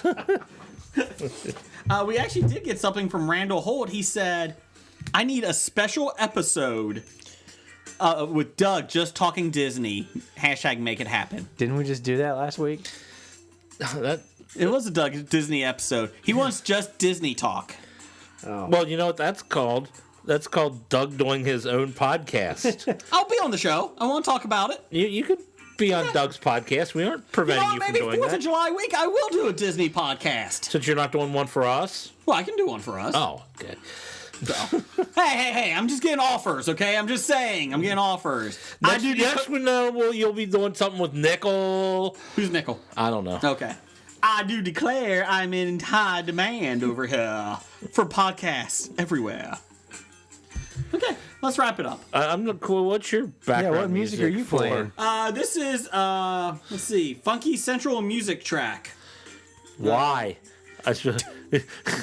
Randall's question deserved. Funky Disney question. I was expecting at least Disney music or something that makes you think Disney. Well, this for is the royalty question. free. Oh, good point. Let's see. This is called Sexy. It's called Sexy. So there you go. So you're misconstruing as to why we play music.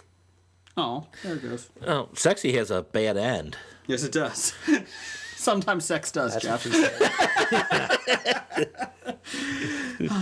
Was it my fault? And wrapping it up, Professor Number One and Doctor Number One said, which make more, Thor 3 or Wonder Woman? We talked about this before, but now that Wonder Woman is getting high, getting up there, who do you think? Do you I think think it's Wonder Woman. I think I said Wonder Woman last time. And Okay.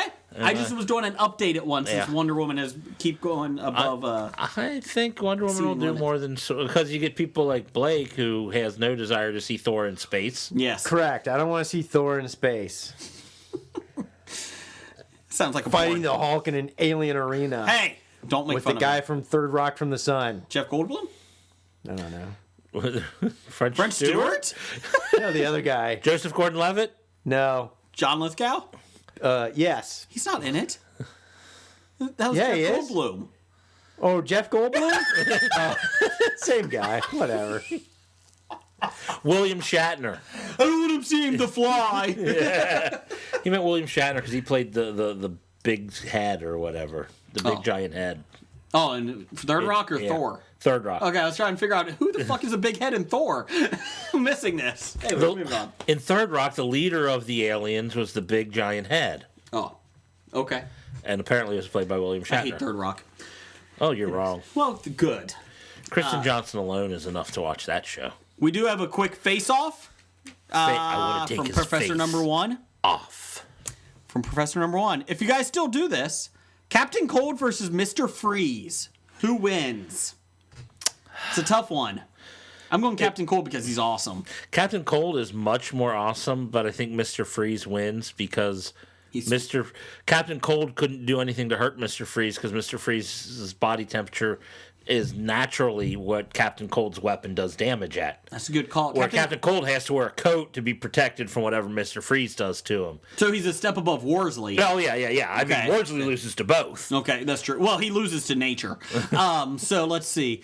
I would say that's a good call. Captain Cold is more agile, though. He could break the glass thing on top and kill Mr. Freeze. That is a possibility. If he gets close, but to kill Mr. Freeze, he would have his whole gun and shtick is to keep temperatures cold. If you shoot him with a freeze ray and break his glass, but it's a freeze ray, it's going to be cold, and That's true. It's the warm that will kill him. So he needs heat wave to help. Exactly. Okay. If he double teams with heat wave. Oh.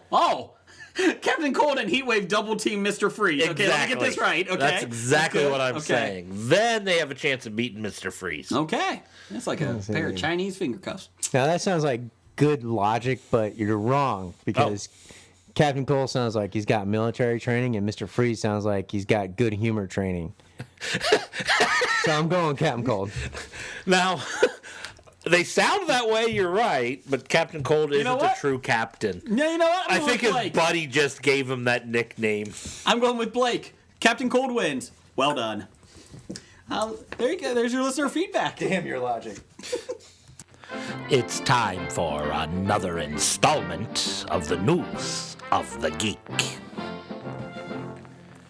Okay, News of the Geek. So this has kind of been updated. Han Solo, Lord and Miller, which sounds like a really good British show. I was thinking Lord and Miller sounded like they were doing auctions or something. Lord and Miller, we have this Tiffany ring from 1500s, worn by King George III's 17th wife before she was beheaded. Okay, now you're just Opening making bid, shit up. $1 million. Pounds. They would have million Whatever. pounds. I don't know the metric system.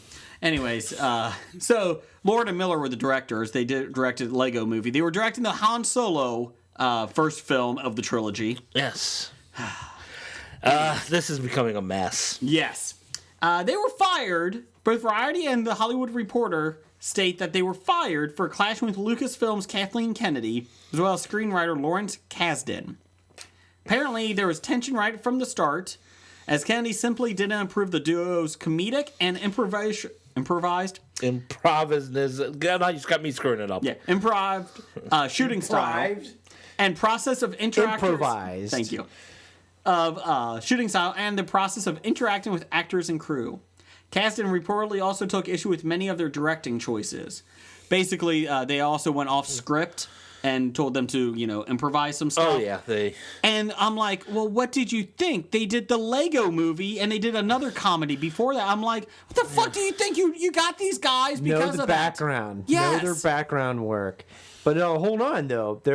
I think it's good if you got the camera running and you have good actors that can redo scenes with improvisation, etc.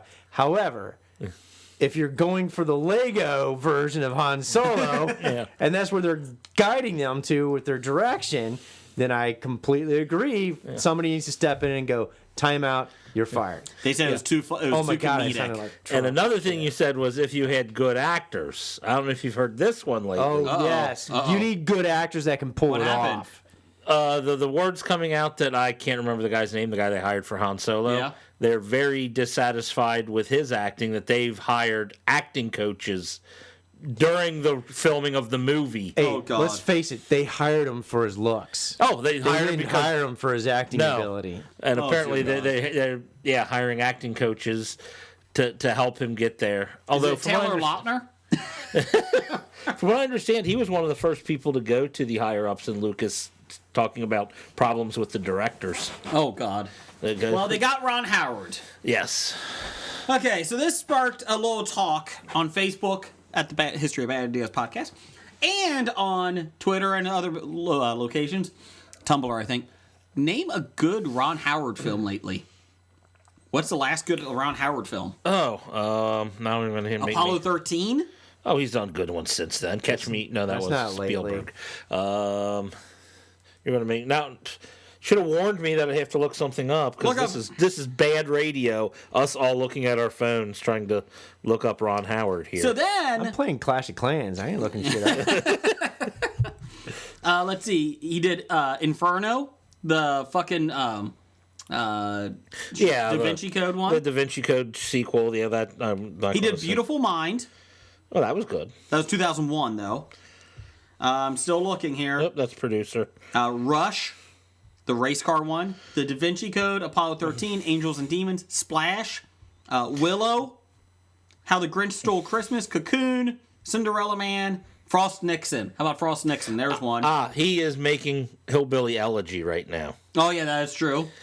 And this is good. They're, what's the name of his company? I forget what it's called. They had us at my place of business do some work for them. For their, Really? Yeah, apparently the guy who wrote the book Hillbilly Elegy is from this area. And while they needed stuff, transferred and whatnot, so they could do some research on him. Mm-hmm. And so we did some work for, now I can't remember the name. Dude, Look at that. I forgot the name of his production company. I'm just a little worried. But I think if you're going to need somebody to right the ship, I think he could do it. That is one thing. But I don't know. Ron Howard's going to be an interesting choice. They said a lot of it was already filmed. This could be a disaster. Well, if they did anything good, you should be able to piece it together. Biggest question I have is the Directors Guild of America has rules about the percentage of film directed. Well, I think they're still going to be on it. You think that, or do you think he going to do enough other scenes, film more scenes, or reshoot scenes? I think you're going to have to keep him on there. To get him on there. Let's see here. Here you go. This is Columbia Pictures is making Venom, featuring Tom Hardy as the title character, Eddie Brock, and his villain in it is none other, according to the Hollywood Reporter, Cletus Cassidy, a.k.a. Carnage. Yay. Carnage was created by writer David Michelinie and artists Eric Larson and Mark Bagley. Eric Larson is fun. I like his art. Now, along with Venom, the character belongs to a race of extraterrestrial parasites known as the symbiotes. Symbiotes. Whatever. Cletus Cassidy was as a child killed his grandmother. He tried to kill his mother by throwing a hairdryer into the bathtub, and tortured and killed his mother's dog with a drill. Then his mother tried to kill him, and was apparently beaten to the brink of death by Cassidy's father. So Cletus Cassidy became a serial killer, was in the same jail cell as Eddie Brock, and that's when the Venom left behind an offspring and attached to Cletus. Cletus Cassidy is actually just evil incarnate, basically.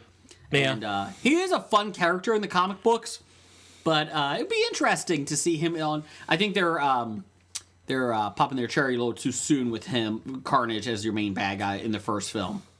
Wouldn't it be better to lead up to him if Yes. they're doing multiple Venoms? Because everybody likes Venom. I mean, don't know how, and I don't. Well, that's the problem. Is like you said, for you to cheer for Venom, you have to have someone worse than Venom.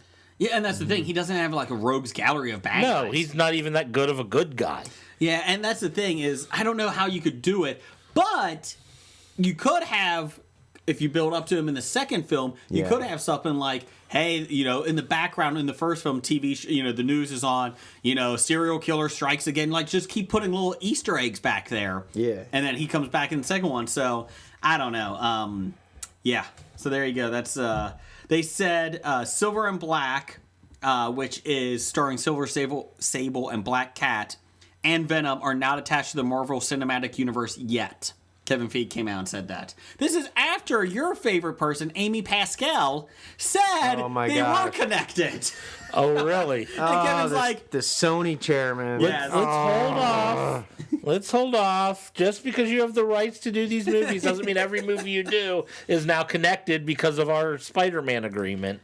They said with Vulture being the main bad guy in Spider-Man Homecoming, the new one coming out, they said they're also trying to do several spin-offs, including Kraven the Hunter and Mysterio. Why are you doing spin-offs? Why don't you just do Spider-Man movies with villains? Yes. Exactly. The idea is to build out a world gradually, rather than launch one immediately, as they had been trying to do with the Sinister Six movie before. The Sinister Six movie was at least the best idea they had. I think Sinister Six movie is a better idea than doing a Venom movie. Yeah. Venom comes out in October 2018. And Sinister Six, I suppose it would be kind of like a Suicide Squad where you just have the villains go out and do something. They're not good people. No. And hell, they don't even have to be like good in the movie. You know what I think? You could do, copywriting this, an Ocean's 11 type of film, a bank heist or something, with the Sinister Six.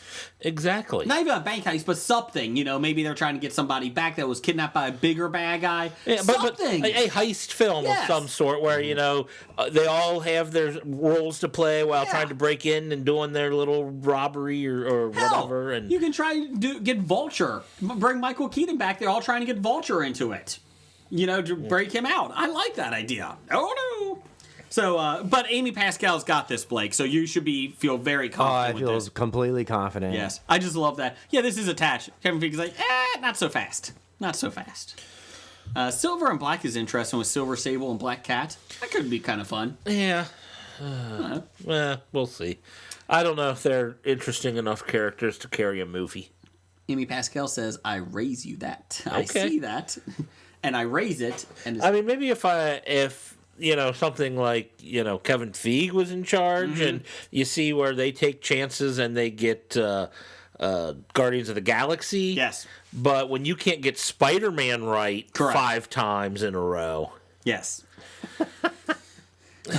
Supposedly he will be the new leader of the Avengers in a couple movies. They said Spider-Man, Tom Holland. I don't like that. Yeah. Spider-Man is a terrible leader of a group. Yeah.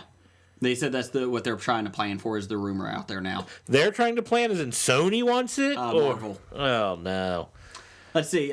He's never actually been the leader even when he was in the Avengers. I don't know. I feel Which he like- feels wrong being in the Avengers to me anyway. I feel like there's so many fucking versions of the Avengers, which pisses me off. I just want. You can do West Coast and Avengers. That's Yeah. fine. You can do 2, but they include everyone. The Black Knight was a fucking Avenger. Come on. There's nothing wrong with that. Actually, I did kind of like him, but they were just getting some. I mean, come on. No, there were some ridiculous ones. Squirrel. Triathlete. Arm Fall Out Boy. No, he was in something. Oh, sorry. He was DC. Yeah, that's right. Medical marijuana man. That's right. That would be interesting. Tony Stark, let me take the edge off, buddy. Hey, watch out! I got a dispenser. He only can stay in Colorado, though. He can't leave Colorado. He Damn can it. fly to Washington. That's right. The Antifa assassin. Yes. And DC, I think. DC. I don't think so. The Trumper Trooper. I build walls. The modern Avengers. They fight against each other and don't get Confederate anything man. done. Confederate man. Creole man. Yeah. Okay, now I feel like I'm doing an Adam Sandler superhero film. Mama Jack, I play football. God. The American Avengers. They fight amongst themselves. And the bad guys win. We all lose. News The Ayatollah of rock and roll Chris Jericho? conquers everybody. You're bringing Chris Jericho into this? That's great. News of the weird. The intern This is great. put this on because of Blake, and this is awesome. This is per Polygon. Newly released documents from the FBI has shed light on what the FBI thought of the Dungeons and Dragons scene in the 80s and 90s. Oh, this is great. 5 separate sets of documents were released as a result of the Freedom of Information Act. requests, FOIA requests. Made about a year ago, asking for any FBI records regarding D&D's parent company, TSR. Previous company. Previous company, sorry. Previous parent company. Yeah, there we go. A couple dozen redacted pages came back, all of which are posted on the website Muckrock. Muckrock. Rock. Muckrock. Not to be confused with Fraggle Rock. Yeah. Fraggle Rock. So if Or you, Ragnarok. if you have a security clearance, you may be able to go to this website. Not like what WikiLeaks. Okay. The first dated in 1983 has to do with significant cocaine traffickers in the Lake Geneva, Wisconsin area, the birthplace of D&D. Yeah. It's a sleepy lakeside town just over the Illinois border and not a trafficking place. D&D co-creator Gary Gygax Gygax. There's an X there. is named in the document, but whatever the FBI's interest in him has been redacted. And Because he's the dungeon master. it ended with a note that the FBI would proceed to review corporate records for TSR in an effort to identify corporate officers and attorney of record. Okay. Second document in 84, March, shows that the FBI is doing its due diligence to make sure that TSR was a publishing company and not a front for cocaine trafficking. Yeah. That's 'Cause awesome. what else are people doing in their basements around a table with make-believe In 1984. adventures in 1984? Well, if there was cocaine trafficking coming off through the Great Lakes, you got to check out Lake Geneva. There's a bunch of hippies from that area. Sure. I think they're more worried about marijuana up there, not cocaine. The third, fourth, and fifth documents are where things start to get weird, according to Polygon. Now they're getting weird. Now they're getting. Appears that in 1995, the FBI made a sincere effort to investigate a group of D&D players as it suspected them of having a connection with the Unabomber, terrorist name Theodore Ted Kaczynski. Kaczynski. Jason got the name right. Yeah, he did. Well, I know, but you still always mispronounce the one you should get. It's not Kevin Feige. The FBI put together a 3-page history of TSR and came up with a list of armed and dangerous individuals who were known members of the Dungeons and Dragons crew. I love And it it. pulled from TSR's own computer system. Known members of the Dungeons and Dragons. Oh, you are a member of the Dungeons and Dragons. Do they have like biker jackets? Instead, they're like the old school leather windbreaker jackets. Yeah. The navy blue. members only jackets? Yeah. D&D. Yes, we are part of the Dungeons and Dragons. It comes with big pockets to put your player's handbook and DM's guides in. Got dice bag tied to your belt. Watch Where's your out. motorcycles at? Hey. We ride a bus. We got scooters. Hey, this is my magic spell component pouch. Put the pouch down, sir. I'm not telling you again. It's full of magic powder.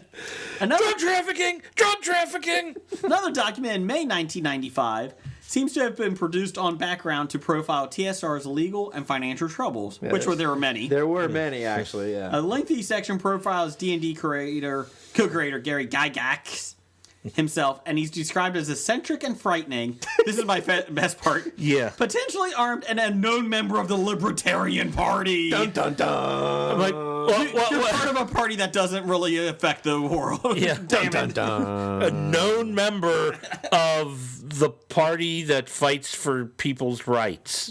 The document also Well, mentions... you know what? If you take a look at some of Gygax's early modules, yeah, he's probably snorting cocaine. Allegedly. Who else puts laser pistols in a D&D dungeon fantasy? Or walking Several people that Several have people. done that, yeah. Anyways, go. The document also mentions an FBI visit with a gaming group in Fresno, California. Well, there it is. Members of the group were shown pictures of one of the Unabomber's explosive devices and asked if they recognized an individual from a composite drawing. final Probably, we document- think that's the famous Unabomber sketch. This is the best Do one. you know this guy? No one knows that guy. That's a cleric with lens of deception. Yeah, we were playing him yet last week. Where is he? Well, he's in our imagination. He's fictional. We made him up. By fictional, do you mean real? No! Stop investigating. So what you're saying is that looks like a fireball? That's a fireball spell? Delayed fireball. Delayed fireball? Cat looks like a troll. The final document, the most heavily redacted of the bunch, is dated April 95 and focuses on an interview with a single individual at TSR. Heavily redacted. That means there's a lot of blackout. Yes. Many of the members of the group became paranoid, quote, the I agent would writes, too. and began pointing fingers at one another. The interview subject indicated that he believes this is based on the suspicious nature of the individuals that were in the gaming group and indicated that he is quite sure that some of the members of the group fantasize about possibly being maybe the one of the members, and that, sorry, let's try it again.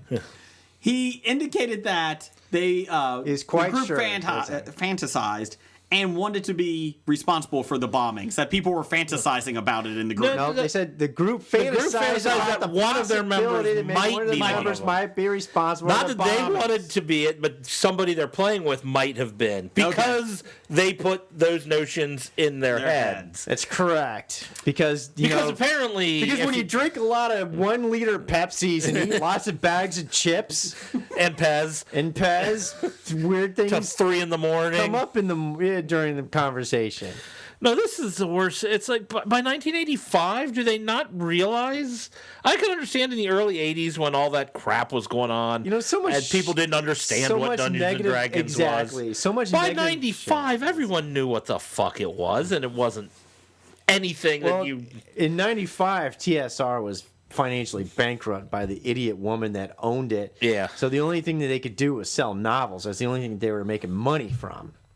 You know, so that's why Wizards of the Coast could step in and buy it so cheap and renovate it. And by then, all the rule systems for AD&D Second Edition had all these weird handbooks and everything else, they had to go back and say, we need to consolidate all these rules into something new.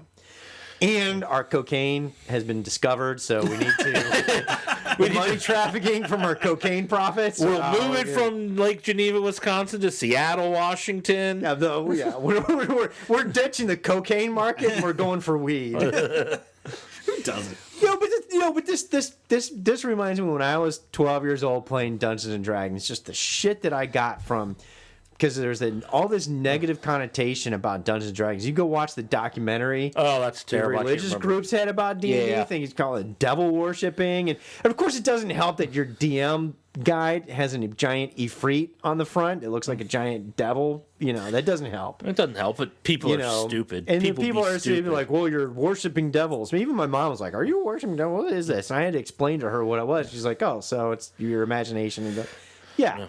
And you look at some cool pictures, and it's some cool devil stuff because that's what you kill. That's what you like to fight. Yeah, no, we're fighting the devil. We're trying to banish him. Yeah. And then you get the weird shit like Mazes and Monsters. Oh, that Tom Hanks and movie. The Tom Hanks movie. Oh, this isn't real, right? This isn't real. No, really? Everyone knows it should be. Anyone who believed it was real had more problems than the game created. I'm not Blake. Mad because somebody calls it fake, saying, this isn't real. I think he does that with wrestling with me. Wait a minute. Oh, that's fake. I know it's fake. That is really fake. Oh, shut But up. anyways, this reminds me, even back when, one of my friends used to be a DM for us for a while. Yeah. And his family was fairly religious. And I remember one day, he's like, I sold all my books. We're like, why? It's like, I can't play God. I'm like, what are you talking about? It's like, being Dungeon Master was too close to actually like being godlike or acting as God. Wow. And I'm like, that's not what this is about. I thought you meant district manager. No, it's probably best you step away because that means he's having problems. Step away now. Yeah. But no, he's a decent guy, and actually, I've seen him on social media, and guess what? He's playing D&D. He's playing. He figured it out. Yeah, exactly. No, like you said, I think when the guy who first I started playing with and showed me how to play or whatever, his parents were the most religious parents that I knew in the neighborhood. Mm-hmm. And I was a little surprised, they had absolutely no problem with it because they knew what it was. Yeah. I mean, they were smart enough to realize, and they were the, biggest church going but they were smart enough to think on their own too. Yeah, and it's pretty neat too because I know for a fact that a guy that I play online with, he's actually a psychology background profession. They use RPG. They use D&D and role-playing games as a sort of therapy and acting things out, and they actually use it for goodness and all that kind of stuff. But even every once in a while, I have to tell the female perspective, the old lady, when I'm game mastering, she's like, "Well, you play the bad guys, and you like that." Yeah, but you're playing bad guys and you're the evil. I was like, yes, but I'm creating the evil guys for my friends to vanquish because they're the heroes. To quote South Park, Yes. you can't have good without evil, so it's good to be evil sometimes. Because Yeah, you don't there know. you go. How do you know you're good without something to? Exactly. There we go. So, anyways, there's our D&D. And I just do this real quick before we get to box office bombs because I really want to talk box office. Gen Con, August. Here we go. David, if you didn't get your badge, they're sold out. What week is that? The 50th anniversary. No. I don't Did care. you get your press pass? Yeah, I got my press pass. For the 4th year in a row, I'm a press member. Yeah. You got a great green room too. What The green weekend room is that? That's right. It is August 17th through the 20th. Oh, okay. If you haven't applied for your press badge, better get them because it's the 50th anniversary of Gen Con, which is actually short for Geneva Convention, Lake Geneva Convention. Yeah. And it has origins were a giant drug trafficking, gang-related motorcycle reunion where they all met and traded drugs and cash. And now they're And now it's trading an games. yeah. Now it's just a big a big gaming convention that they relocated to Indianapolis because it's easier for money laundering. Will you be talking to Booth and putting it on our YouTube channel? talking to booths. People at the booths? Oh, people Interview at people. the booths. Could you Interview interview people? I'm there to play. Okay. Okay, I can do. While playing interview Journalism. the people who were running it. True. There you go. Yeah, there you go. Anyways, real quick, Dave. I can break the ice with. Did you know Gary Gyjack was invested by the FBI for cocaine trafficking? Thoughts? Thoughts. Go. Go. Damon Lindelof, Blake's favorite guy, Fuck. Listen. may not be making a sudden departure from HBO now that The Leftovers is finished.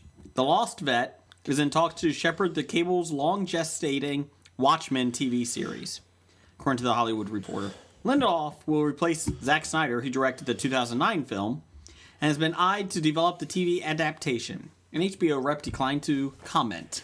Here, let me. Here we go. Let me put Here we all go. this into perspective Here we for go. you. Yes. If Lindelof is involved in the Watchmen TV series, just watch the premiere first episode. Skip how many episodes are in between, and then just go to the final episode because that's all you need to watch. Because everything else in between never happened or was insignificant to the plot. We got a couple. We got some heat last week because you ruined the Leftovers series finale. Well, actually, I saved people a lot of time. One of them was from Pam Morris, our favorite Pam. Oh. And she's like, I just started this season too, and thanks a lot. But finish watching the season because it's pretty funny and there's some good episodes. But when you get to the end, let me know how you feel. People have been asking. Our disclaimer at the beginning could put spoilers at the. Okay. Oh, I might have to do that. I'm just going to say... I'm right. No, I don't know. I didn't watch Oh, The no. Leftovers. Yeah, but I'm you're just gonna saying I'm say- right. You're saying I'm right. Sure. About No, the Watchmen. Just watch the premiere and the last episode. Well, no. My question to you is, does the character's journey mean absolutely nothing to you? Because that's what it is. I mean, if you just want the action of what went first and what went last, but the character's journey is where the story is. That's what I'm saying. Yeah, but the character's journey had no real effect upon It had the effect- actual ending. It had effect upon the character themselves, though. but It didn't have a physical effect on the but outcome of end- the story. But the outcome of the story made the character's journeys moot. That's the whole thing. Didn't make it moot, though. It didn't matter everything that they did because it wasn't related to the end of why the story ended. But they went through it, and they had to go through, the And it different didn't revel- matter. But it always matters. But you Everything want it that to matter happens at to the you end of matters. what you're watching. You don't have to. If the end story makes moot and cancels out everything that happened beforehand, then you sit there and go, then why was this important? Why did you spend hours on the storyline which was meaningless? And I don't know because I never watched Exactly. The Leftovers. That's what I'm saying. Well, I never watched The Well, Leftovers, but so I don't what know. I'm talking specifically about with The Leftovers is Kevin's death story. Yeah. You know, when Kevin is able to... I don't know. I don't even know who Kevin is, so. He's the main character. Okay. Who's the guy, I forget what's his name. He's actually married. He's Jennifer Aniston's husband. Anyways. Justin Theroux? Or, I don't... Yes. Is that his name? Yes. No, that's the Premier of Canada. Isn't it? No, that's Trudeau. That's Oh. Justin Trudeau. Yeah. Whatever. But anyways, it makes it all moot, and then when they place so much important emphasis on it, and they spend so much time building up to it, almost the entire season, and it becomes meaningless. Basically, it's basically. I'm saying, Yeah. not without watching it, I'm saying there's probably some meaning there. Yeah, it was all magic. Anyways, mommy and daddy are still fighting. There's your news of the geek. Hobie listeners, everybody knows that Hobie will be at the Cincinnati Comic Expo September 22nd through the 24th in Cincinnati, Ohio. Get your tickets at CincinnatiComicExpo.com. But what you don't know is there's tickets, only a handful left, for the Geek Prom on September 23rd. That's Saturday night. It's a big event. You may have heard us talking about it on a couple episodes. Basically, it's a Harry Potter themed night. You get there, it's a dance, but you also get selected to what house would you be in. Jeff, are you going to be in the Slytherin house? No, I'm a Ravensclaw through and through. I feel like I would be a Slytherin. You would definitely be a Slytherin. Thank you. But anyways, you can get your tickets at CincinnatiComicExpo.com and go to the Geek Prom. You do not want to be left out of this. And there will be games, prizes, beer, dancing, and music. So get your tickets now. Do you ever wonder when Spider-Man goes to the bathroom if the toilet paper sticks to his fingers? Do you ever wonder why Superman wears his underwear outside of his pants? My name is Imran. My name is Anthony. He's the Jock. And he's the nerd. And we're your hosts for the Jock and Nerd podcast, where we sometimes try to attempt to answer these questions. This is a full spoiler podcast, and we swear a lot. Check it out for awesome geek news, interviews, and comic book reviews. Visit jockandnerd.com. We are your superhero TV, movies, and comic book culture curators. Boom. Jockandnerd.com. Jock and Nerd. It's time for Box Office Bombs. All right, we can't be talking about box office bombs without a little discussion on the Transformers. Let me get this straight. Per 411mania.com, the Transformers, the last crap. That's what we're going to refer to it as from now on. It's the last crap? Mm-hmm. Kind of like the Book of Crap? Yes. Okay. Brought in $45 million in its opening weekend, which a lot of people might think $45 million in a weekend is good. It's not bad. But it's a far cry from its previous films. The original Transformers in its first weekend made $70 million. Revenge of the Fallen brought in $109. Dark of the Moon scored $97.9 million. And Age of Extinction made $100 million. So they all made in the high 90s to the 100 millions in one weekend to begin with. But not. They're getting less than half now for Age of Crap. Can we just say thank you, America, for picking this, for doing this? You still gave it $45 million, but thank you. Thank you. So people want to know what went wrong? Yeah. It's pretty much people are tired of Michael Bay and his exploding robots. Yes. It has got a 15% on Rotten Tomatoes, which I love. Good for them. And a B+ on Cinema Score. Should not be B-. No, but keep reading. Which is the lowest for the series. A B+ is the lowest for this fucking series. A B+ shouldn't be the highest for this fucking series. Exactly. What are you doing to me, Cinema Score? I'm going to Rotten Tomatoes for my... I did like that they said basically they had no idea how to market this film. They said basically they saw Optimus Prime as a villain, and that's what they kind of pieced together. That was about it. Oh, Optimus Prime was the villain in this film? For a little bit. His brain gets whatever synchronized with the bad guy or something. That's when you have They Decepticon brainwash him. It's not even Decepticon, something else now. No, that's why you get the people that come up with the baby monkey whatever thing. Oh, the Mountain Dew one? Yeah, the Mountain Dew people. People that are non-geeks sit there trying to make a Transformers. They'd probably never owned a damn Transformer in their damn life or never saw the damn cartoon. And they're giving the movie, that's what they're trying to do. You should go... Oh, I guess they're robot knights. You should go to our website, Facebook page, Bad Idea, History of Bad Ideas. I linked an article. It's either, I think it was through BuzzFeed or Uprocks. Anyways, they had a guy who watched the film and he answered about 30 questions in a humorous thing, trying to make sense of this film.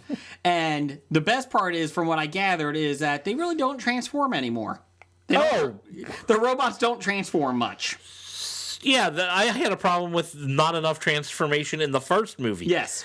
That's what made the Transformers neat and cool. Is they were cars against jets. They have little baby dinosaur robots in this one, and then he's like, "I have so many questions. How do they make these baby dinosaur robots? Do they have sex, the robots, or do they just create them?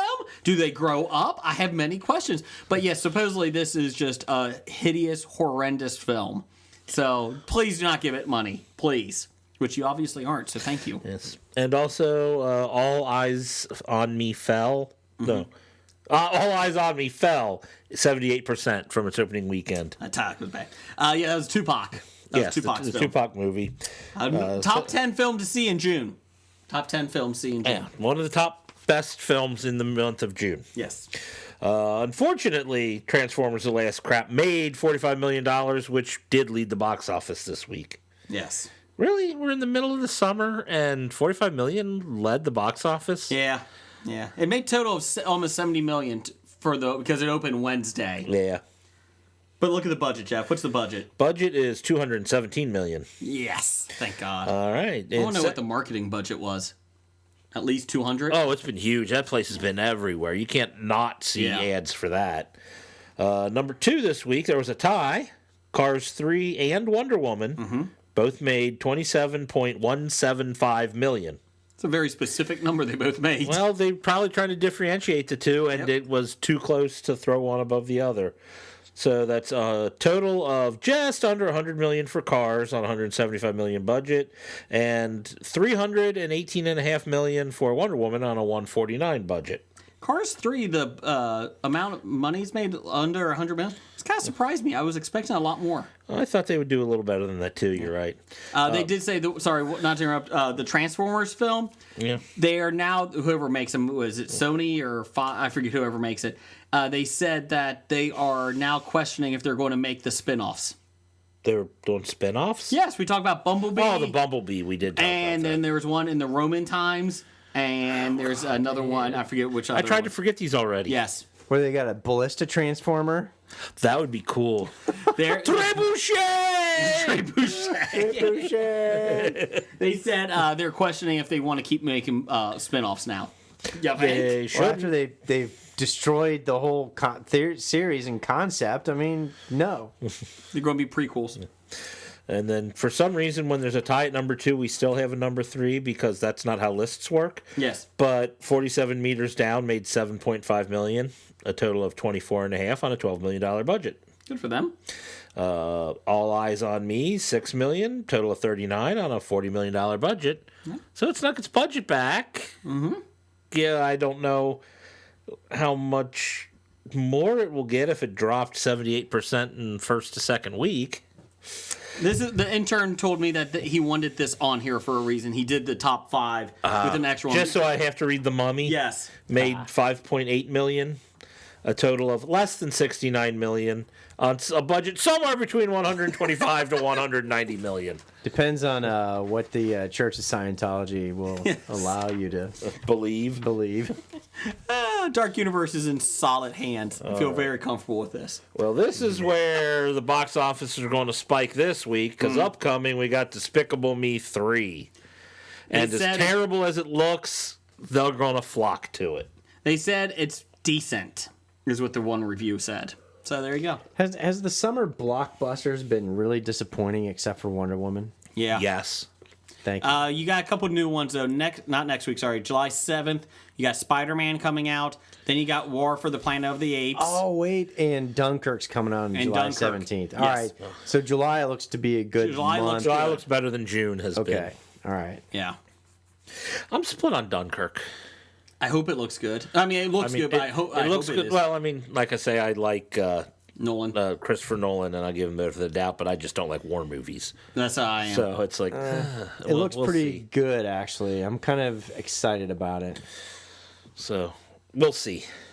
Also coming out is The House. How bad does this look? I don't know what it is. It's Will Ferrell and Amy Poehler to pay for their kids' college fund. Oh, they do an illegal casino in their basement. Wow, that's worse than I thought. I just thought it was going to be just a generic horror movie.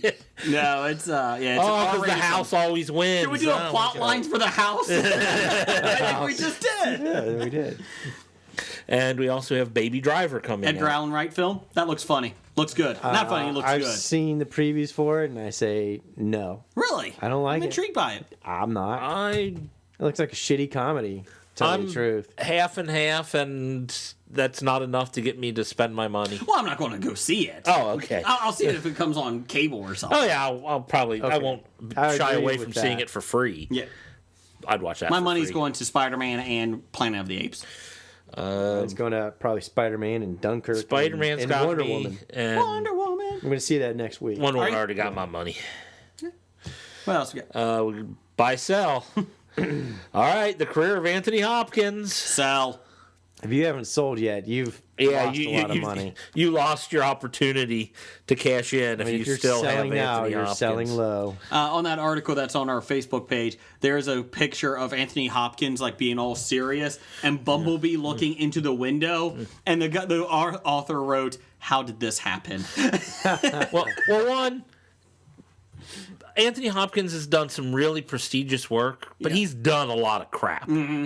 So you can't say, oh my God, we expect it to be a good movie because Anthony Hopkins is in it. Bad Company with Chris Rock. Oh, that's terrible. I think that was his downfall, starting to fall. But, so, I mean, it's like I'm not going to take or give Anthony Hopkins the benefit of the doubt. Right. It's not like he's Pacino. Pacino was in Geely. Come Yes. on. No, I was going to say Daniel Day-Lewis, Yeah. the newly retired Daniel Day-Lewis, because you retire from being a Hollywood actor. You just don't stop. Did they give him a retirement party? Yes, they did. They gave him a gold watch. Have balloons and a streamers. Bracelet for his left foot. Boo. What else? Who else we got? And then buy or sell Marky Mark. Mark Wahlberg is no longer doing Transformers. That might be a good time to pick him up. I think I'll buy. I feel like it could go only better. Right? Sure. He's getting into He's got a great DirecTV Ad. That's a good ad. You're right. I do like You're it. so good at it, James. He's he's going to start taking on more roles as the middle-aged guy, as whatnot. Yeah. So I think he's got a new chapter of his career getting ready to start. I feel like I'm going with him. I'm buying. I like Marky. So we found a Transformer. All right. Well, that was our box office news.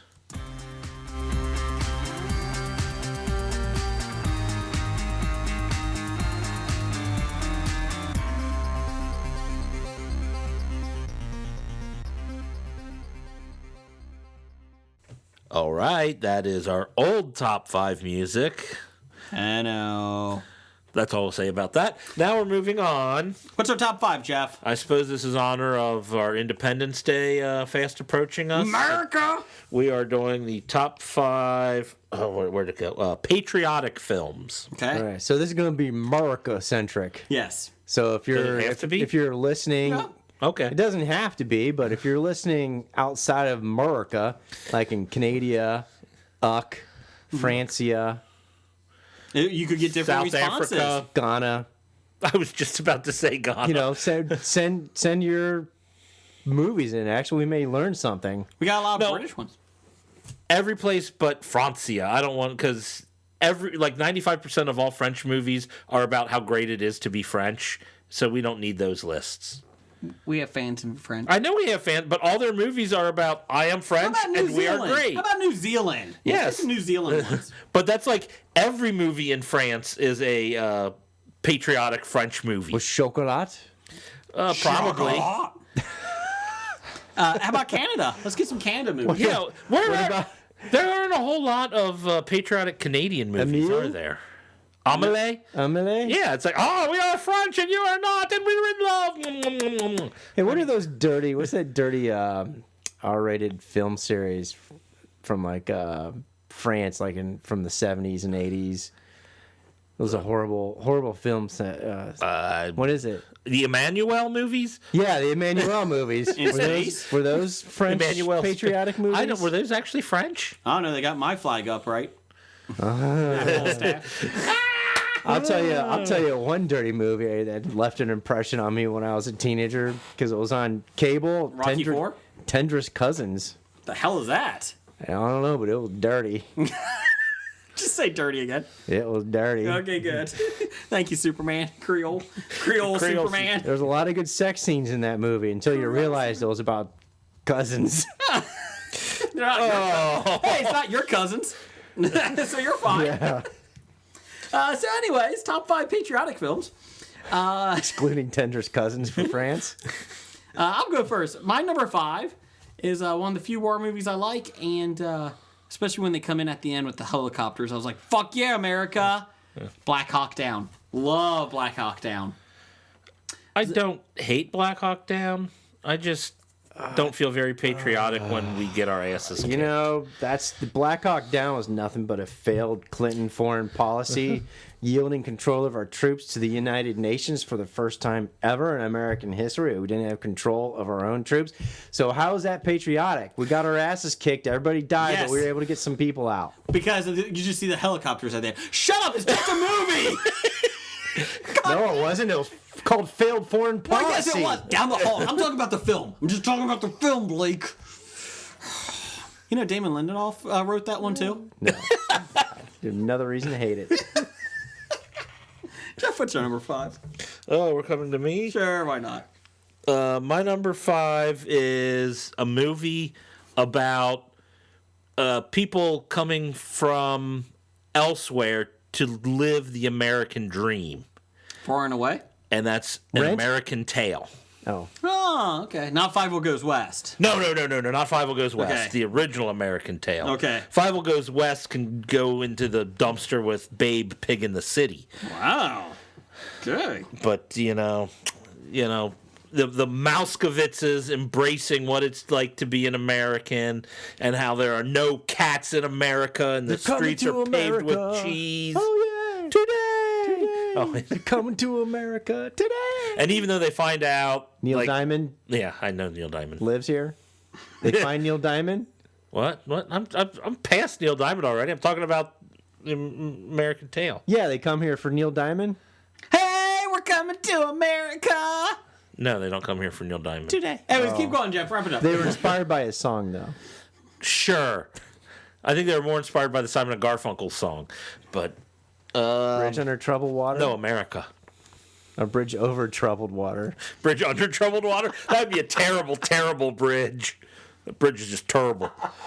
But I'm just saying, even though when they get here and they find out that, okay, America isn't all their dreams that they wished for, they still embrace the dream and make the best of their lives. And that is patriotism. Well, that's my answer. Blake, what's your number 5? I'll buy it. All right. Number 5, I had Gods and Generals. Oh. Never Okay. saw it. Not a good movie to take a first date to.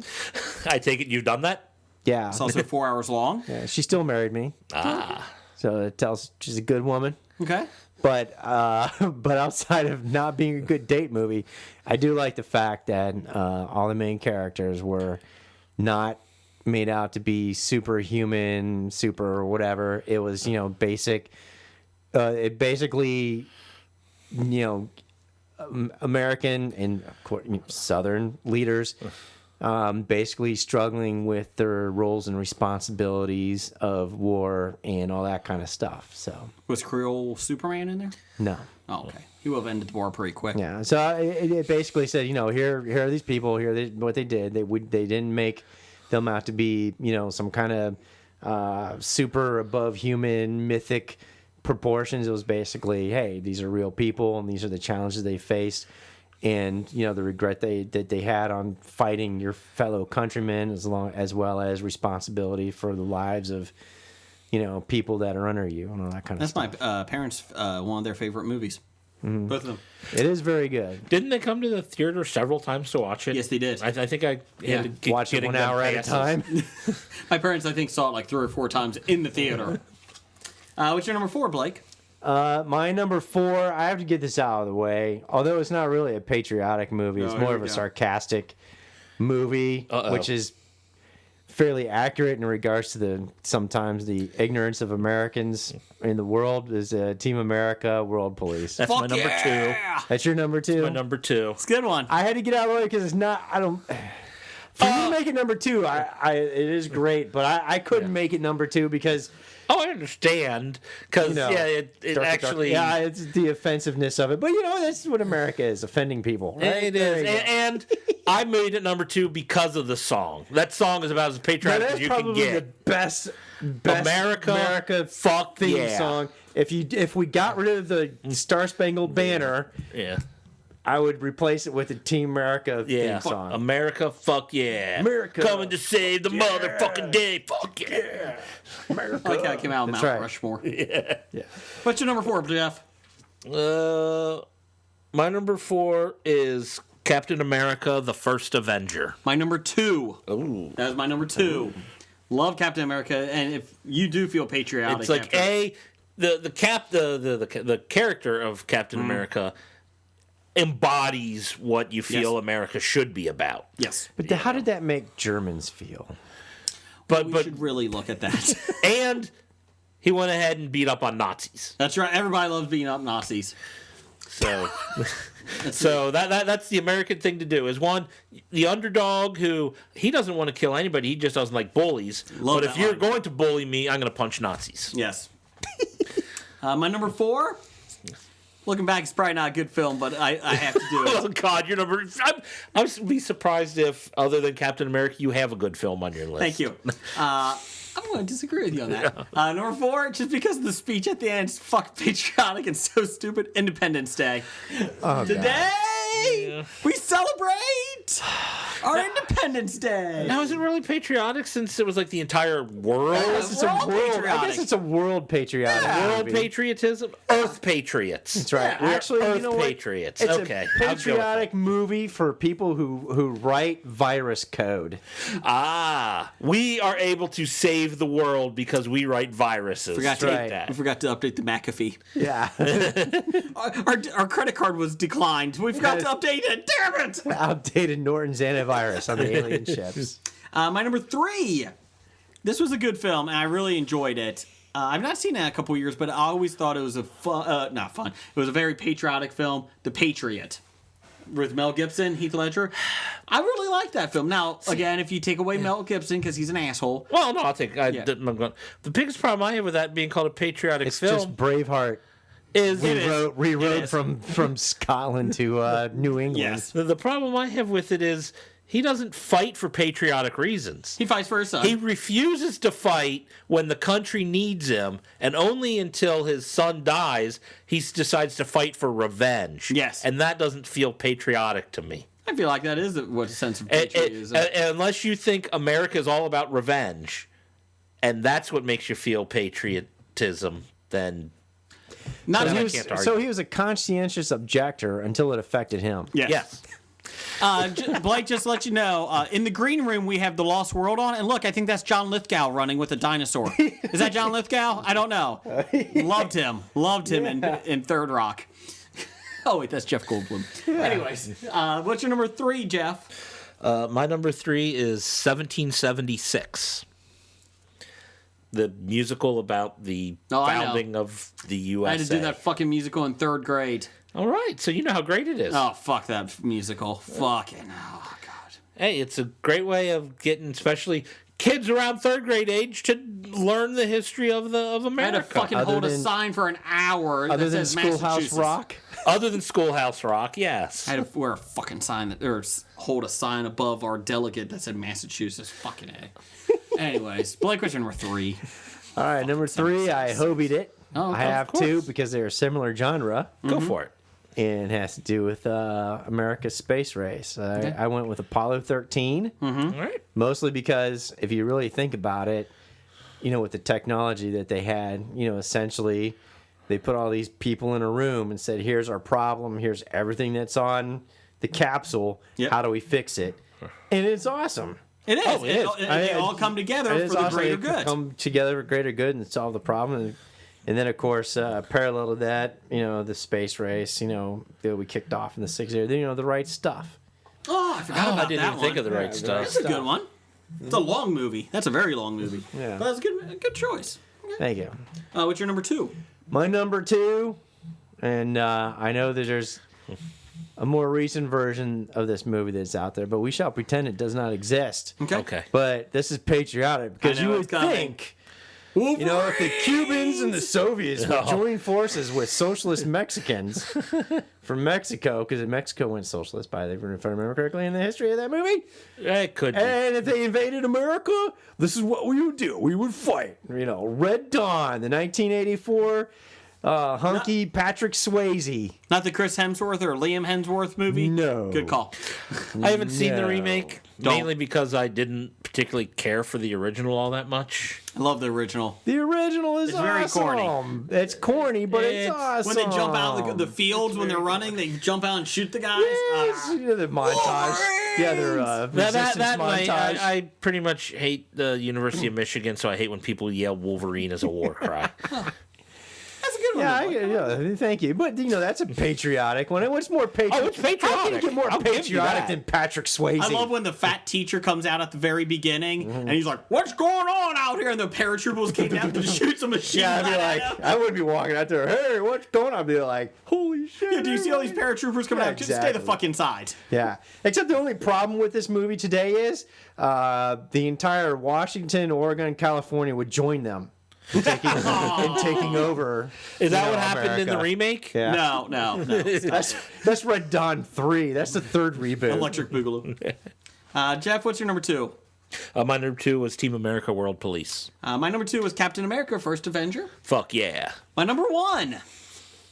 This is, I think, up there with Major League as one of my favorite sports movies. Oh, okay. And just patriotic. If you don't watch this and become patriotic, I don't know, you just have no soul. Miracle. I have no soul. Miracle. I love Miracle about the 80s Olympic team. I that beat completely Russia. forgot about that. Love that movie. I thought about it. I never really yeah. watched the movie, so Oh, it's I've so seen good. bits and pieces, but I It never is- Kurt watched Russell it. did amazing. Actually, it is very good. And you don't. And afterwards, you feel like, especially at the end when they beat You're Russia. like, spoilers. Well, 30 see, that's years my, later. that's Yeah. my problem with it is the end as they beat Russia. But that was No, true. they do show Finland. Oh, They show okay. Finland. That's true. You said at the end when they beat that, Russia. that wasn't the medal. You're right. Yeah. That wasn't the medal game. Yeah. And then a lot of people forget that. But in the movie, they did show Finland, them beating Finland.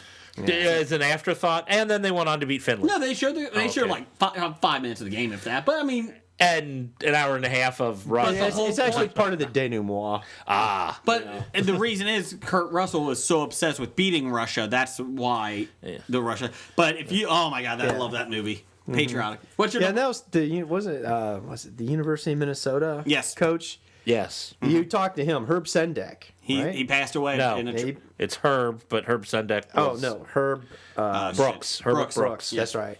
Herb Brooks. I mean, you talked to him afterwards. Well, first of all, he should have worn a seatbelt. But anyways, went to the Worsley School. he went to the Worsley School. All right, but no, but anyways, if you talk to him and post interviews afterwards, he talks about how he had no doubt that they were going to beat the Soviets, and all that kind of stuff. I was like, well, that's pretty easy to brag about now, but at the time, you're But probably he taught sweating teamwork. it. But no, one of the best scenes in that movie is, they're all individuals, they're all college, all-stars, essentially, all individuals. And, he would make them do, what's the line back and forth? Sprints. Yes. Suicide. Well, you call them suicides, depending on what you're doing. And he's like, who do you play for? And they're like, I play for University of Massachusetts. Boston He's like, College. He's like, boom, again. Boom, again. And they're like dying and dying until finally somebody is like, I play for America. America. And then it's like, See you tomorrow. there you go. I love that scene. It's a great Again. scene. Again. Oh, no, granted, I could be wrong, but didn't they, steal most of their plot from Mighty Ducks 2? What's your number 1? What your fuck is your number 1? You commie bastard. It was Iceland they were fighting in the Mighty Ducks. They weren't commies. They did have a lasso. No. You can't do that in hockey. What's your number 1? My number 1 is Hero. I can be your hero. No, it's not about the Greek sandwich. No, it's not. It's a Chinese movie about the the fighting the emperor or whatever and the formation of China as the For a second, I was trying to think of the Gina Davis, Dustin Hoffman. I was like, oh dear God. I was at work and I said I'm going to say Hero and Jason's going to think it's the Dustin Hoffman Andy Garcia movie. Fucking hero. But it's one of my all-time favorite movies, and for at least if you're Chinese, I would think pretty patriotic. Blake, what's your number 1? I agree. That's pretty good. My number 1, I'll tell you what. I hated this movie at first. Okay. And I remember when I was living overseas, my parents sent me the movie as a gift, and I was like, Do they hate me? ugh. I can't believe I got this movie. But you know what? Then I saw it, and then I would say probably over the past 15 years when it's on, I will actually stop and watch it because it's good. And I think it's a patriotic movie. No. I think it's a patriotic movie because it shows a lot of recent American history. Oh, so and it's not Braveheart. It shows the bad as well as the good, and that's Forrest Gump.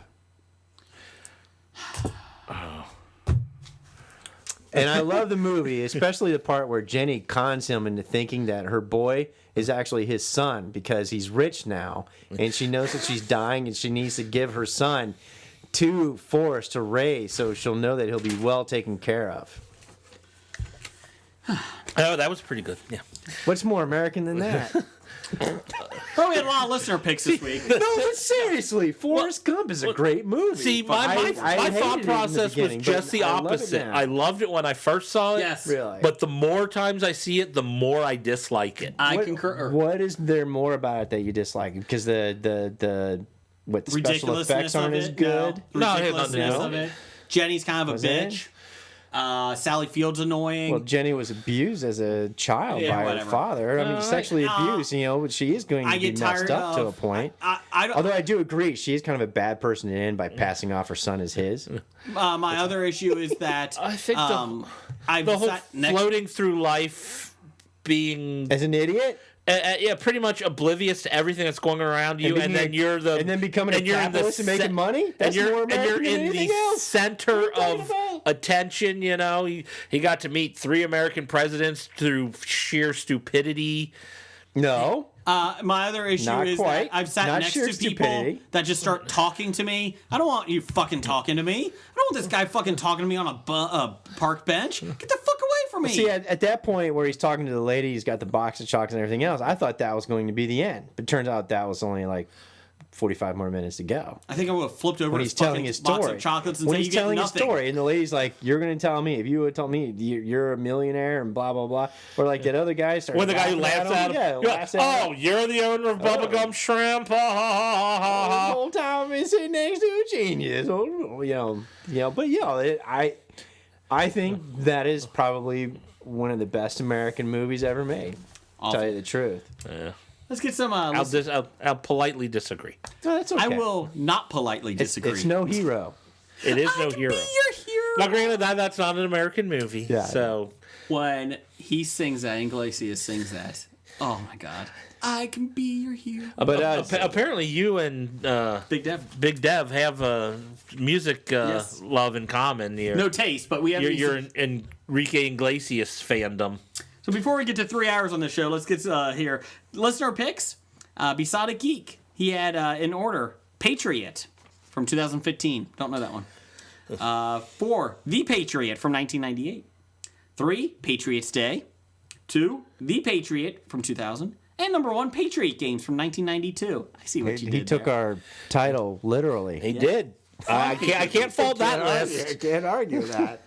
Captain Admiral Kirk had PT 109, Act of Valor, Midway, and The Longest Day from 1962. He also had Band of Brothers. Oh, that's a series, Yeah, he did. but it's a kick-ass series. Top Gun and Wonder Woman. Wonder Woman. Wonder Woman. Yeah, it's kind of patriotic. Yeah, I guess so. Yeah. Chris Richardson. G'day, mate. He had The King's Speech. Now, wait, we have to explain where Chris Richardson is from. UK. He's from Uck. He's from Uck. King's Speech. Empire of the Sun. The Railway Man. Don't know that one. War Horse. Ugh. Number 1, Braveheart and Rob Roy. He hobied it. Nailed it.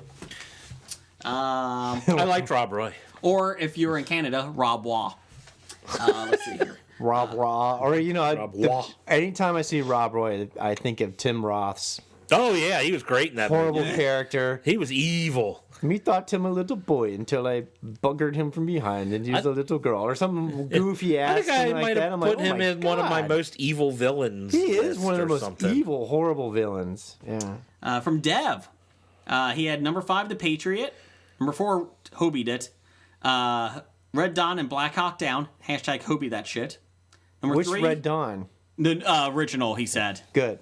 Number 3, Independence Day. All right. I got a lot of his.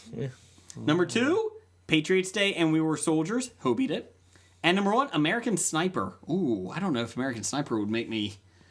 That's a rough one, too. That's a good movie, but man, was it rough. Hey, there's a couple of Road Warrior guy selections in his. Mel Gibson, yeah. Yeah. From Kevin at Cincy Explorer. No Order. Independence Day. American Sniper. Air Force One. Get off my plane! Terrible movie. Saving Private Ryan and Rocky 4. Yeah. Oh, Rocky So, 4. I was surprised that wasn't on your list. I forgot. Yeah, I should have. You forgot? Or Well, just I Rocky. sorry, yeah. Or just Rocky. I thought you would put Rocky 4. I was surprised it wasn't number 1. I can change and you can change. From Dr. Bednar. Rocky ended the Cold War. He did. Even Gorbachev clapped. Single-handedly, Rocky ended the Cold War. Going comedic here, Dr. Bednar. We'll be the judge of that. Team America. Fuck yeah. Yeah. The Sandlot. It's a good slice of Americana of the 1950s. It's about baseball and hot lifesaver chicks. Yeah. Top Secret. Spies Like Us. Spies like And no. Stripes. Eh. Your brother. Brother Now. Yes. He had some. Brother Now. He had Rocky 4. He did that to spite me. No, Independence Day. just to spite me. No. Inglorious Bastards. That's good. Olympia. And Triumph des Villains. Triumph de Ville. Greatest propaganda film ever made. Well, those last two are Leni Riefenstahl movies. Nobody's got Battleship Potemkin. I've considered that one. Oh, I forgot about that one too. But I can't say I watched the film. I only saw the Odessa step sequence. So I can't really say if the entire movie is good. I could say the style and what do you call it? The Good podcast right here. yeah, good podcast. Okay. Yeah. Words. You know, I noticed words there's I dialogue. can't think of. I noticed there's an there is no dialogue during that sequence. I noticed there's an infiltration of Independence Day. Mm-hmm. People really associate that as a patriotic film. Yeah. Or just because it's called Independence Day. I think it's because was it's called released around Independence July Day. 4th. I mean, patriotic. it's a shitty movie. Well, yeah, it is a Makes shitty you feel movie. patriotic at Why? the end. Anyways, we got one more. know. Tony. All right, anyways. Tony from Oh, Saudi. montage was the word I was thinking of. Montage. Because it does the opposite that you're used to. A montage is all these things to take a long Shorten period time, of time to shorten it. It does the opposite, and it takes a very short time and stretches it out. Okay. Tony had American Beauty, American Ninja, Team America, Once Upon a Time in America, and Coming to America. Today! He Sense a said theme in there. Rocky 4 should be here, but it doesn't have America, America in the in title. the title. So there you That go. should be just Rocky American IV, colon, Ninja. America. Was it? Oh, what was the name of that guy that was in American Ninja? Oh, we talked about this before. I can't remember. Yeah. So there you go. There's your Hobie supersized version. Bad idea number 89. Independence Day, being patriotic. There you go, Jeff. Well done. Roger says goodbye. Goodbye. I'm offended. From Walking Dead to Talking Heads, from comic books to TV sets, there's a history of not so bad. There's the history. It's the history of bad, so bad. The history of bad, it's bad. The history of bad ideas. Podcast. You were listening to Hobie.